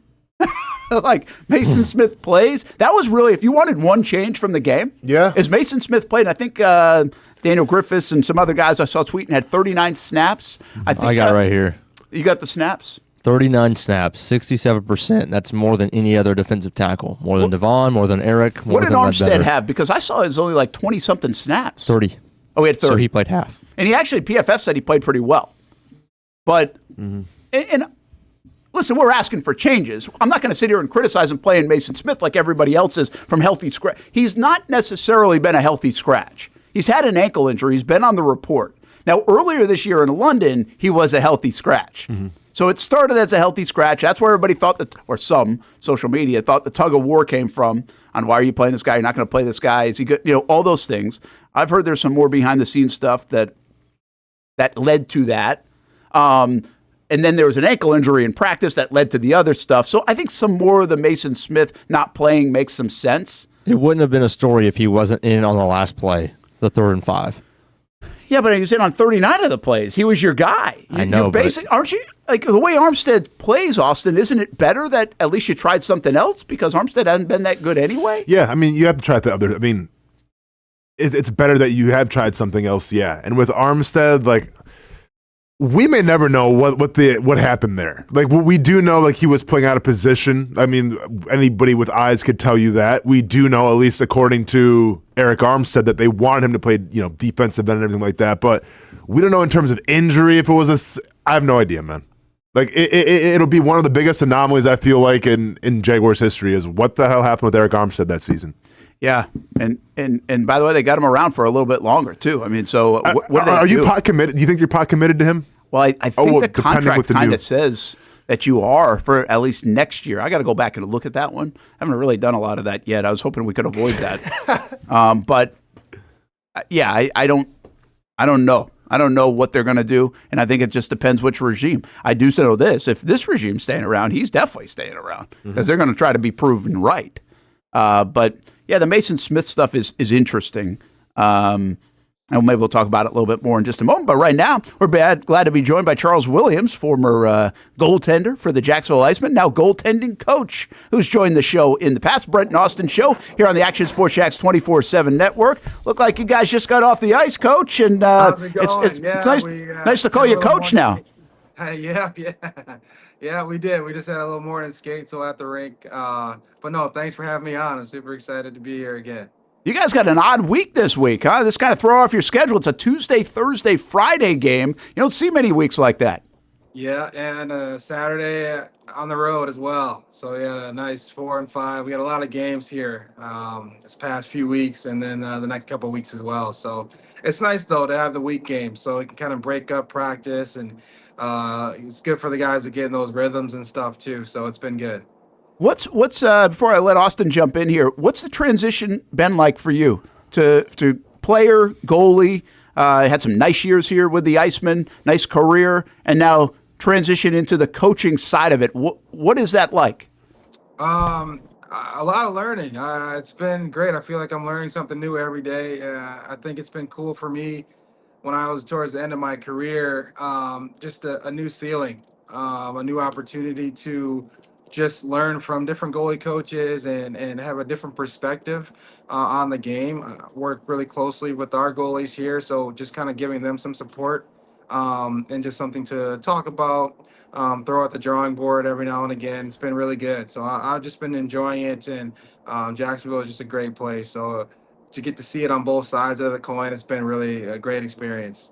Hey, Coach, I grew up playing hockey for 8 years in Wisconsin, and I know how important the goalie position is. And you can almost compare it to like the quarterback position in the NFL. And, I'm not sure if you watched the Jaguars game this past Sunday, but you saw Trevor Lawrence kind of take a cheap shot a little bit, get knocked out. If that happens in an NHL game or even in your game, and maybe like a goalie gets a cheap shot or maybe someone's standing in the crease for a little too long, what are the unwritten rules that a team will apply to make sure that the goalie is taken care of at all times? Yeah, that's a big thing. Honestly, it sometimes things like that happen. They carry into the next time you play that team. Mm-hmm. Obviously there's fighting allowed in hockey, so that those things do get taken care of on the ice in a professional way. And I think that's something that you do see quite a bit, just to hold guys accountable. Charles Williams with us. He is the goaltending coach of the Jacksonville Icemen. They've got a busy week, Tuesday, Thursday, Friday game, Saturday on the road, and we've got the game on Friday night. We're really looking forward to this. First time ever on the family of networks with Action Sports Jacks and Action News Jacks. It's on MyTV Jacks. It will be the Florida Everblades against the Jacksonville Icemen, 7 o'clock on Friday. You can catch it on all those different channels there on the right side of your screen. Look up MyTV Jacks, no matter which platform you're on, and we're excited to have some of the games, a handful of games this season that will be broadcast on TV to the Jacksonville area, including next Saturday's game as well. And Charles, the Florida Everblades, man, you know all about it. I mean, you talk about rivalries, and this is a pretty darn good one in the ECHL, isn't it? Yeah, it is. It is. I think it's two of the top teams in the entire league. And it's just right back at it. I mean, our division's always so tight. So it's something I think there's a past there, obviously, as we all know. And I think it's just every year just working to, the final goal and the final destination. And I think we've been off to a great start here. So it's going to be a great week. It's going to be good hockey. And just looking forward to starting off here tonight. Teddy bear toss, too. I mean, what's that part like as a player? Oh, man. Teddy bear toss as a goalie, it's something you already got to deal with all the celebrations, and then they get to do it for another 10 minutes afterwards. But it's all a part of it. It's for a great cause. So I think that's what's most important. Well, speaking of great causes, Director of Community Development is your role partly, and part of the reason why you stuck around in Jacksonville for this role, right? There's a passion for you and your wife, it sounds like, here in this area, but also to help out in the community and use the platform of hockey and the great sport of hockey to help that out. Absolutely. Yeah, that's been the big focus, is just the sport's growing so much here in Florida. I mean, all across the world, but for it to be to grow how it is here, we just had a really awesome 8U Pro Experience tournament here at the ViStar this past weekend, with the 18 tournament where they got to play on the rink before we played that evening. And kind of get the exact same experiences walking through the tunnels that we walked through, and just getting to see the behind the scenes things as a pro player here. And so that was really special. So it's just cool to see the looks on all the kids' faces. And I think we can always kind of look back at our childhood through sports and what those everlasting impacts were in those experiences. And for me, a lot of times it was just those small little times you get to come across some of your favorite players, whether it's a stick or memorabilia, or just an opportunity to skate on the same ice as them. You get to kind of feel like you're a pro for that day. And so just creating more experiences and more ideas for the community, especially the underserved communities, and growing it there. It's just been great to see just the feedback on that. Coach, as someone who's played the position like you and then who coaches it now, like what makes a great goalie? Because you can watch a center, you can watch a wing and be like, okay, this guy's got speed, he's got great puck handling, he's got a great shot. But like goalies, sometimes maybe they get 20 shots a game, and it's hard to tell. Like, what do you look for to show, okay, this guy's got what it takes to be a great goalie? Yeah, that's an awesome question. I try to look at things and put my kind of feet in their shoes a lot of times. So a lot of things that I look for is honestly the games where you're not feeling so good or your team's not doing so well or bad bounces. How do you respond? A lot of the game, you are in there for the entire 60 minutes. So a lot of it is a mental mindset more than a skill set.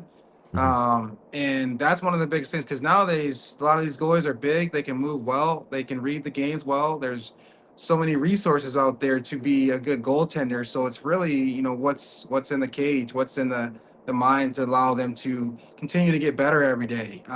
What kind of person is he? What kind of teammate is he? What's his reaction after giving up a goal? What's his reaction after, a win? Just a lot of those little things that you don't see on a resume or on Hockey DB that can tell you a lot about a person's character. Charles Williams with us, former Iceman player, goaltending coach, now director of community development. The Iceman busy week, including a Friday night game that is on My TV Jax. You can see that game if you don't get out to ViStar Veterans Memorial Arena. But we invite you to do that, of course, for the 3 games on Tuesday, Thursday, and Friday this week as the season starts to heat up for the Jacksonville Icemen. To that point about just what makes a good goalie, what's the percentage of saves that you made with your eyes closed probably in your first? Oh, man. Oh, I'd probably have to go at least at the 40%. I mean, well, because I was actually watching it, right? And Austin knows this. I guess I know a little bit just from playing ball over the years, not hockey, but Austin knows this in football, and he's a fighter now. And so you have rules, right? And you stick to your rules. And I'm assuming you do, too, as a goalie, that you have rules of, like, where the puck is, who's around the net, what you're going to protect, and you have to kind of stick to those rules because you can't react to everything. Sometimes just a great shot beats you. So that's why I'm sometimes it's just you're following your rules, and I'm assuming you got to get a little bit lucky at times, right? Yeah, absolutely. It's for me, my biggest things are, for our goaltenders is really timing. Try to simplify the game, the position as much as possible. And really, we start off with everything's either a shot or a pass. Just keeping it, frankly, as simple as possible. And then percentages. Just playing almost a math game at times, just trying to get equipment on pucks, fill the net and get as big as possible. So those 3 things, timing, percentages, and just filling the net. Try to keep it as simple because it is a fast-paced game. There's a lot of moving layers and screens and tips, and players are getting really good now as well, just with their skills and what they're able to do. So it makes it challenging, as a goalie, but really just trying to simplify the game as much as possible. Like I said, these guys have been playing goalie their whole life. So it's almost like riding a bike. So just kind of finding little ways to just, add layers but also just keeping it simple and having fun with it. The game's a constant game of mistakes. So it's just really there to just guide and just kind of not get too far left field with overanalyzing because these guys are really skilled and they just got to continue to rely on what they can do. And it's just fun to watch. But there's just, like I said, a few things there, and then the rest is just go play, compete. Charles, when you were growing up, like, did you? I don't know, you got started later in hockey, but like when you were growing up, like, did you idolize certain goalies, like you tried to mimic, or is it just more of, you kind of have to be your own guy with the skill set that you're given? Yeah, it's like another great question, man. Yeah. That's great. There's definitely a balance, honestly. I think some great advice that I've gotten over the years has just been, you can have your favorite goalies that you like to watch, but when you try and be someone that you're not like, or trying to play a certain way, it just really doesn't end up working out. Your body is just, I feel like your body and your mind are doing two different things. So I think it's great to add tools, like little tool sets to different goalies.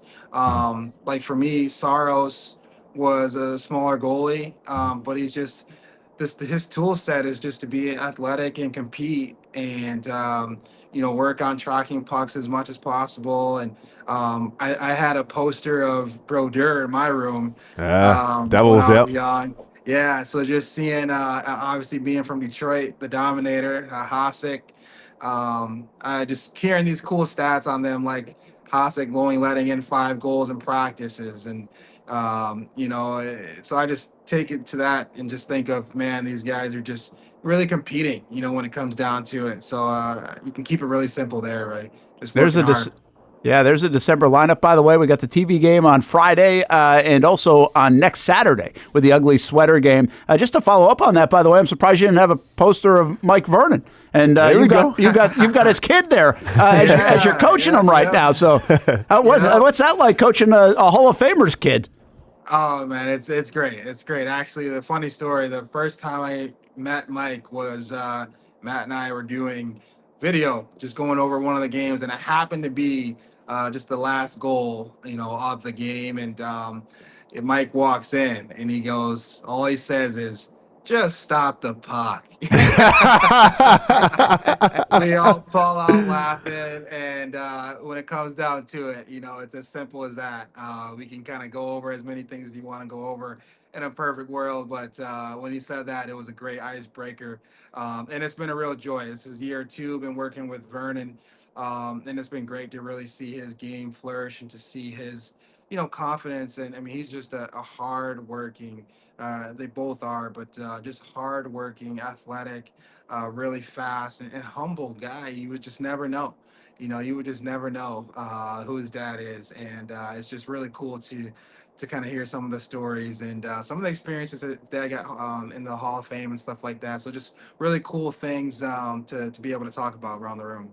Coach, it's wild how things come full circles. Yesterday we were talking about after that Jaguars game, players fighting players, and I brought up, because I'm a big Wings fan myself, so obviously I remember when Mike Vernon and Patrick Waugh went at it and everything during that giant brawl with Darren McCarty and company, but I think when you think of Mike Vernon, the kind of a shorter guy goes after this giant statured dude, one of the greatest of all time, and Patrick Waugh eventually gets him to the ice.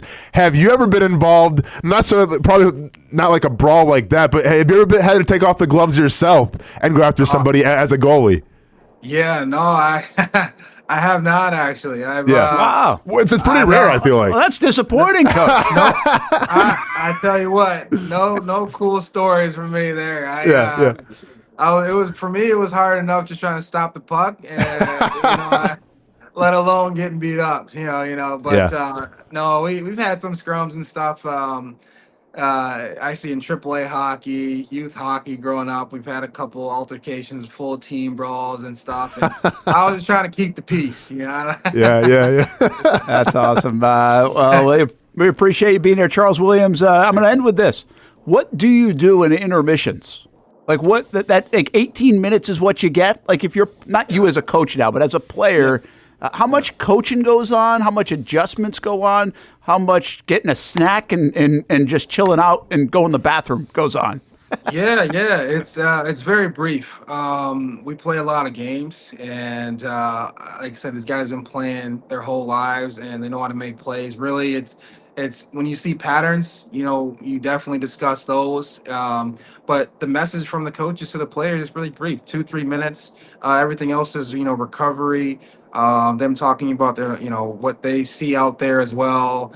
But yeah, from the coach's standpoint, you really try and keep it short and sweet. You're not gonna build Rome in a day, but you can go over what you see and try to help from what we see, Sky's view as well. Like this might work. Try this. Try that. But yeah, it's really short and sweet. A lot of times motivational, more so than anything. But just a time for players to kind of reset, refocus, kind of get back to the fundamentals and back to simplifying the game. But yeah, like you said, really short on our end. Were you like a Skittles guy in the intermission, or like chocolate chip cookies? Or, I mean, what do you got? I was very superstitious. I had 3 of everything for every period. So it was usually just one Gatorade, one water bottle, one protein bar, and depending on playoffs, it'd be a gummy bear. I always have a gummy bear. All right. Just one for each period, and then after the game, I finish them all just as a treat to finish in the game, making it through another one. That's awesome. That's awesome. I like that. All right, Charles Williams, thanks, man. Goaltending coach, doing great work with the Iceman goalies, but doing great work in the community, too. You and your wife, congratulations on that as you continue to be the director of community development. And the Icemen really have built a nice foundation of youth hockey in the Jacksonville area. Congratulations on that as well. And good luck the rest of the season, man. Thank you guys so much. You guys are great. Love listening in. Appreciate you for having me out. All right, thank you. That is Charles Williams. He's always fun. It's funny when I think about it. Last time we had him on, it was a player, and I remember I was doing the show from Valdosta on ESPN 690. Yeah. Because I think it was like a travel tournament or something. I can remember where I was last time we had him on. He's always great. Pretty cool to see him stick in town like that. And it's one thing about the Icemen. They have really grown. And what Charles does, he actually is bringing street hockey to the underserved communities as well. So you don't necessarily have to get on skates, but be exposed to the sport that way. And then obviously with the 2 sheets of ice over there at the Igloo, they're busy. They're busy. And I'll never forget when they first got to town, they told us about what they had done in Tampa, or what the Lightning had done in Tampa with youth hockey in Florida. And that's exactly what the Icemen are doing all these years later. So really cool to see all of that. Icemen home tonight, home on Thursday, home on Friday, and on TV on Friday on the My TV Jacks. Just check it out in your local listings, of course. Family of networks here with Action News Jacks and Action Sports Jacks. And then you got $3 beer and wine night the next 2 nights, teddy bear toss after that. And then Ugly Sweater Day. Don't forget next Saturday. That one also will be on My TV Jacks, part of a handful of games that will be broadcast on TV with us here this hockey season. We'll be right back. Brent Austen Show on the Action Sports Jacks 24/7 network.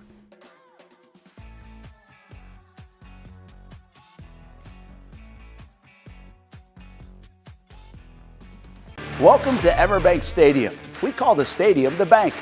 Here inside the Jaguars locker room, this is called the Vault.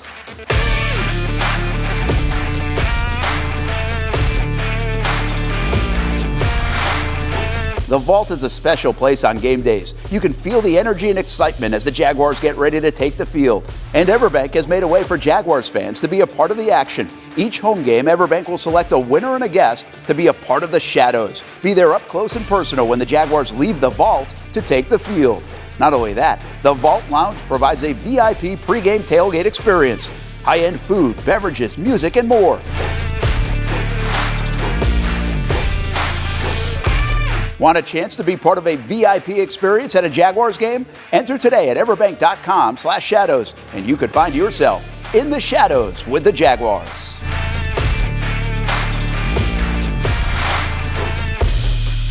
For the game day hustle and every day in between, juggling my show Jag Social to going under the Friday night lights and a social life, it's a daily tournament. But this ride, MVP status. The all-new 2024 Lincoln Nautilus isn't just my car, it's my personal locker room, office on the go, and VIP lounge on wheels. Let's talk tech. My profile remembers everything from customizing my dash display to setting the ambient lighting and my signature scent. And wireless charging, essential for live tweeting scores. Whether I'm packing for a beach day with friends or heading to the gym, there's space for every passion. After dominating all day, this becomes my recovery zone. The massage feature is like having a personal PT on call. Life's a non-stop game, but with this ride, I'm always on my A game. The 2024 Lincoln Nautilus. Drive. If you don't see a pit, it ain't legit. When you hear that, you think Bono's Pit Barbecue, a staple in Northeast Florida now for 75 years. A place that feels like home with friendly service, a meeting place for friends, family, or business occasions. On the menu, the corn nuggets are a favorite in our house, but there's something for everyone. Sandwiches, platters, salads, sides, desserts, and family feasts. You see Bono's all over the place in Northeast Florida. You know, there are almost 20 locations in the Jacksonville area now, so stop on by, sit down, and dine in with Bono's.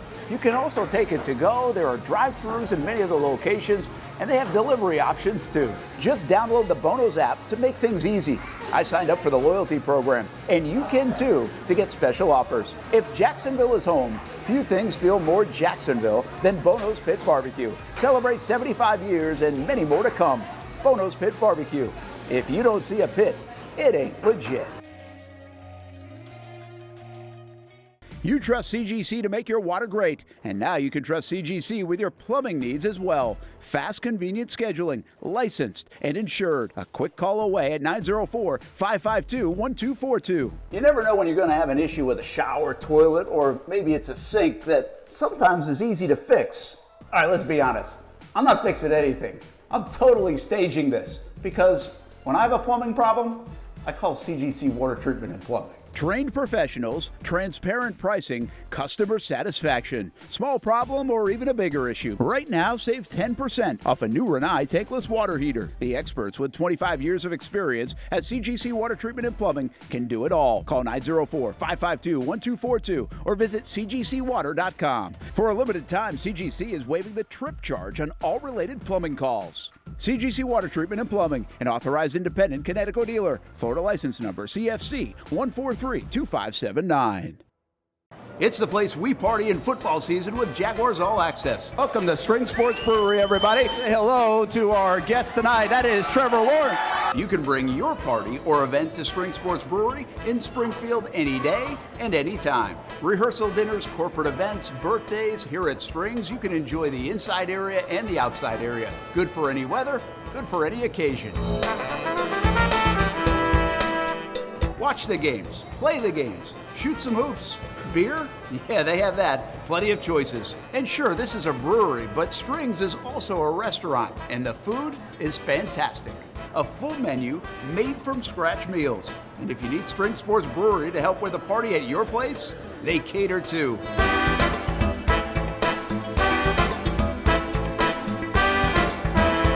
Family, beer, food, sports. Spring Sports Brewery in Springfield.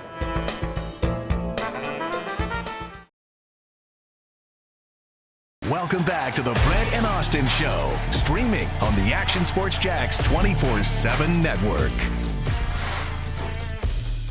As a look at Everbank Stadium, next time the Jags are there against the New York Jets. Two depressed fan bases. Two teams that had high expectations and have flopped. Will be there against the New York Jets on December 15th. Two more home games, the Jets and the Titans. Jags go on the road this week in Nashville. We'll be there for it. Then right before Christmas against the Raiders. And to finish it off against the Indianapolis Colts. Just trying to play spoiler. The crazy thing is you can only play spoiler against the Colts most likely, and I'm not even sure that's even going to be a factor. The Jags really don't even have that motivation to play spoiler. Are the Jags going to win any more games? I mean, I like the Raiders. Maybe not. I don't know. Brent. I mean, if Trevor's going to be out, throw in the towel. Like when it, and again, what do you mean? Like figuratively more than literally. Are they literally going to be like no? But when are they going to run out of gas of like chasing? When are the holidays going to catch up? When are the like this the focus you lose? Because that's what happens. Like people are always. I think this is sometimes funny. They're all playing hard. You're going to play hard. But you're going to play hard the whole year. You're going to play hard the whole year, but you lose focus, right? You start jumping off sides. You miss assignments. Now, you can make a case they've already done that a lot this year. But I just think what that looks like to me is focus goes. What Doug's preaching, what other coaches are preaching, you're not listening as much. You're not as attentive. You're a little more sluggish in a meeting. Your attention to detail is down.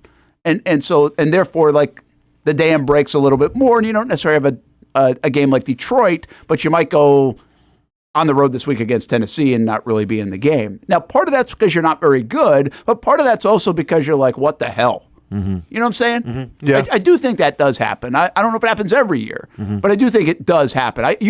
And that's not a knock. That's not quitting. That's just kind of the nature of, man, we're not very good, and it hits you. I think, the Detroit game, Brent, could be maybe that was Exhibit A. Yeah. I don't know. Again, I do. I'm trying to say forget this. those I'll things, always say this about the Detroit game. There was a lot going on in that Detroit game. Jags aren't good. Detroit's good. Jags were tired, too. Like, I actually do believe in the tired, like, not an excuse. I just think it looked worse because of that, built up on everything else. And I think I was proven a little bit right. I think we saw that against the Ravens and Eagles the other day. Mm-hmm. I think the Ravens hit that wall a little bit because they had been doing a lot of the same, like going on the West Coast, every game's a battle and meaningful and prime time or this or that. And Jags don't have all those kind of things, but I think it catches up to you sometimes depending on where you play somebody or not, which might actually tell the story even more about the Jags Sunday, is that they were down 23-6 at home to their rival after their quarterback got knocked out. And really, Houston's in that mode. They get the bye this week. They had even a longer season in that sense. The Jags were refreshed, and they still couldn't beat them. Yeah. Like, sooner or later, you just really have to say, this team is not good. And I just don't know how we could have all missed on this to this degree, that they are this bad. AI didn't miss. AI didn't miss. Remember? Yes. They had us at 5-12, didn't they? I thought it was 4. Is it 4 or 5? And we laughed and we made fun of AI and we said technology is stupid. And now look at us, Brent. How are we so stupid? Not just us. Listen. Like, seriously. Give us a little grace and credit. Nobody saw this happening for the Jacksonville Jaguars. Nobody. Except AI. Nobody, Brent. Come on.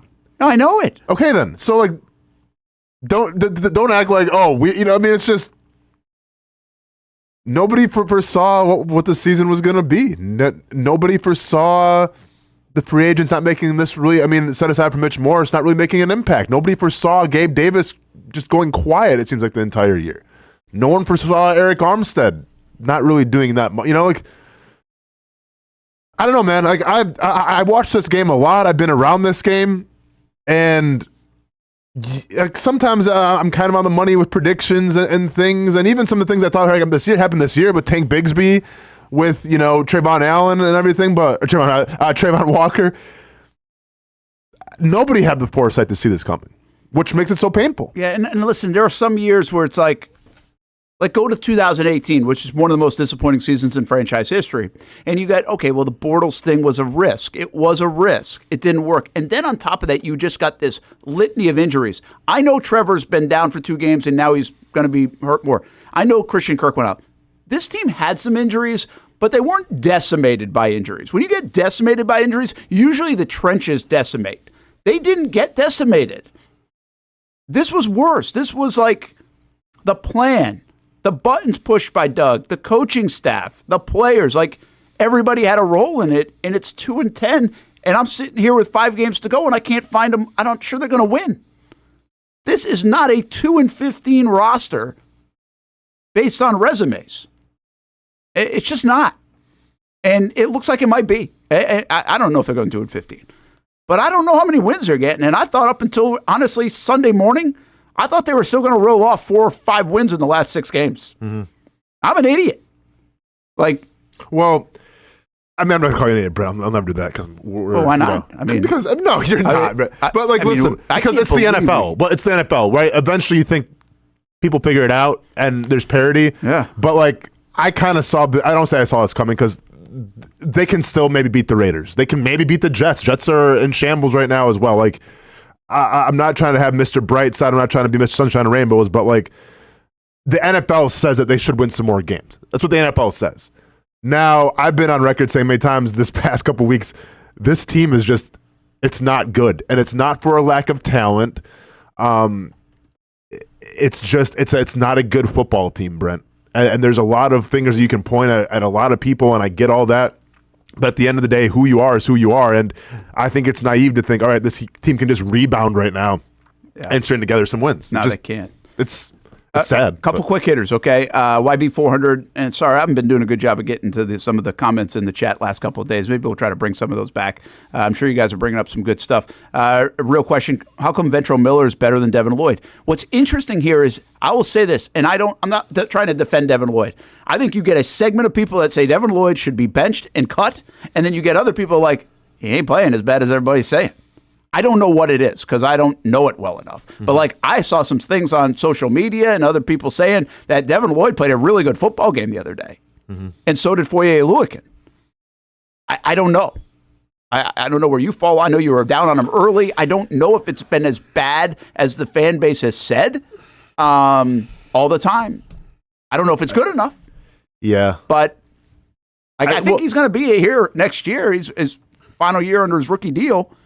Yeah, I think what makes Ventrell Miller stand out, though, is because he hits people. He does. It's like, that's something different. Yeah, you know, it doesn't mean Ventrell Miller's not good. I'm just saying he might not be miles ahead of Devin Lloyd. Sure. I don't know that. I really don't. I'll try to find out more about that. Yeah. But, like, I think it's like team here or team there, and it just depends which way you want to spin. Well, and I don't know the real answer. I think people are emotional to the fact, though, too, of where you drafted Lloyd, and you're not getting, the reward for where you drafted him. In your face. And by the way, Chad Muma's like not even a part of the equation anymore.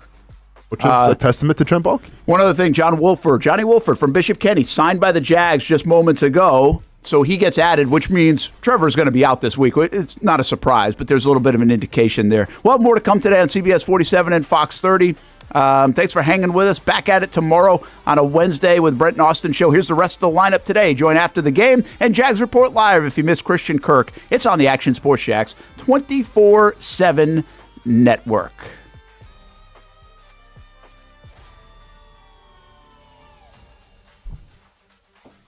Burgers or breakfast, you can get it all at Whataburger. Try something new on the menu or an all-time favorite like the Whataburger Patty Melt. And now you can have breakfast here at Whataburger 12 hours a day, 11 p.m. until 11 a.m. Menu items like the bacon taquito, sausage taquito, honey butter chicken biscuit. Whether you work the late night shift, just want a snack early in the morning to get your day started, or a little pick-me-up late in the morning, 12 hours a day, breakfast served, 11 p.m. until 11 a.m. A dozen locations in Jacksonville. You can order pickup or delivery and download the Whataburger app. New rewards members get free Whataburger items when placing their first online order. Just download the app. And for us coffee drinkers, Whataburger has all new hot coffee and iced coffee too. Satisfy that coffee craving at Whataburger 24/7, and it comes in a variety of flavors.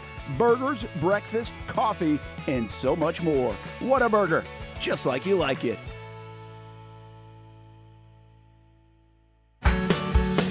People helping people. It's at the core of what Alive Credit Union is all about, and it's been that way for over 70 years. From the start in 1954 to today, the mission remains to inspire financial wellness and give you a financially fit lifestyle. Alive Credit Union and its employees are committed to not only serving their valued members, but also our community here in Northeast Florida. I had a chance to see that commitment firsthand as Alive partnered with our Action Sports Jax 24/7 team to bring you Armada men's and women's soccer broadcasts. Inside the 18, it is a shot, and it's a goal!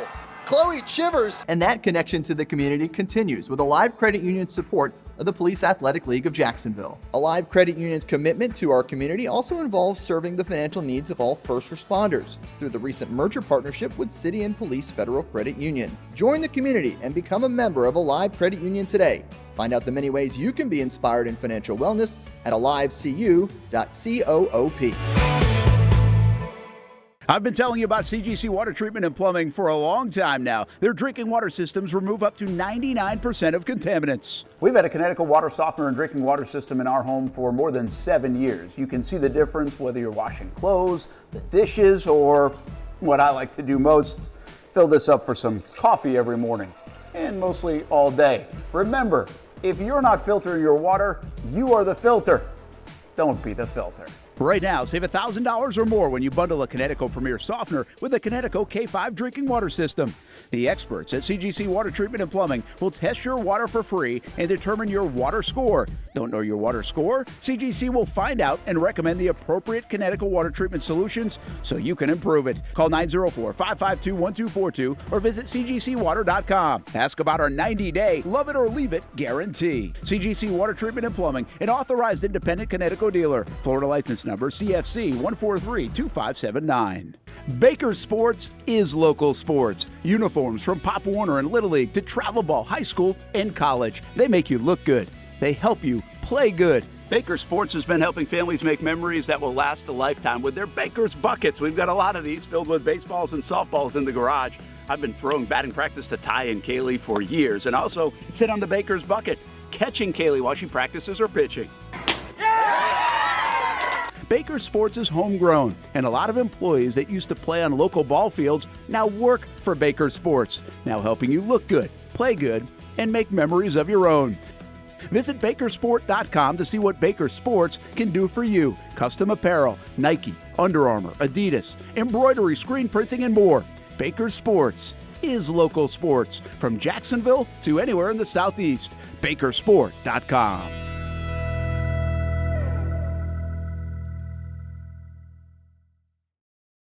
Everyone loves a good game night. Here you don't have to be the host. You don't have to clean up. They bring the food and drinks to you, and you can watch whatever you want on the big screens. It's more than a card room. It's a night full of fun with friends. Best Bet Jacksonville, Orange Park, and now the newest location here in St. Augustine, right off 95 at exit 311. A brand new clean room, a full bar and menu, my favorite sushi in town. And I love the fries too. You don't have to just play poker at Best Bet. That's why I come over here to the table games and play one card poker. That's a pretty good card and a win. One card poker is like war as a kid, you against the dealer. And this isn't the only fun table game to play. A friendly staff, a lot of fun. It's a good night out at Best Bet Jacksonville, Orange Park, and the newest location in St. Augustine. You can be a serious player or a novice. It doesn't matter. If winning equals fun, you're a winner every time at Best Bet. I'll save you a seat, and I'll see you down here at Best Bet St. Augustine.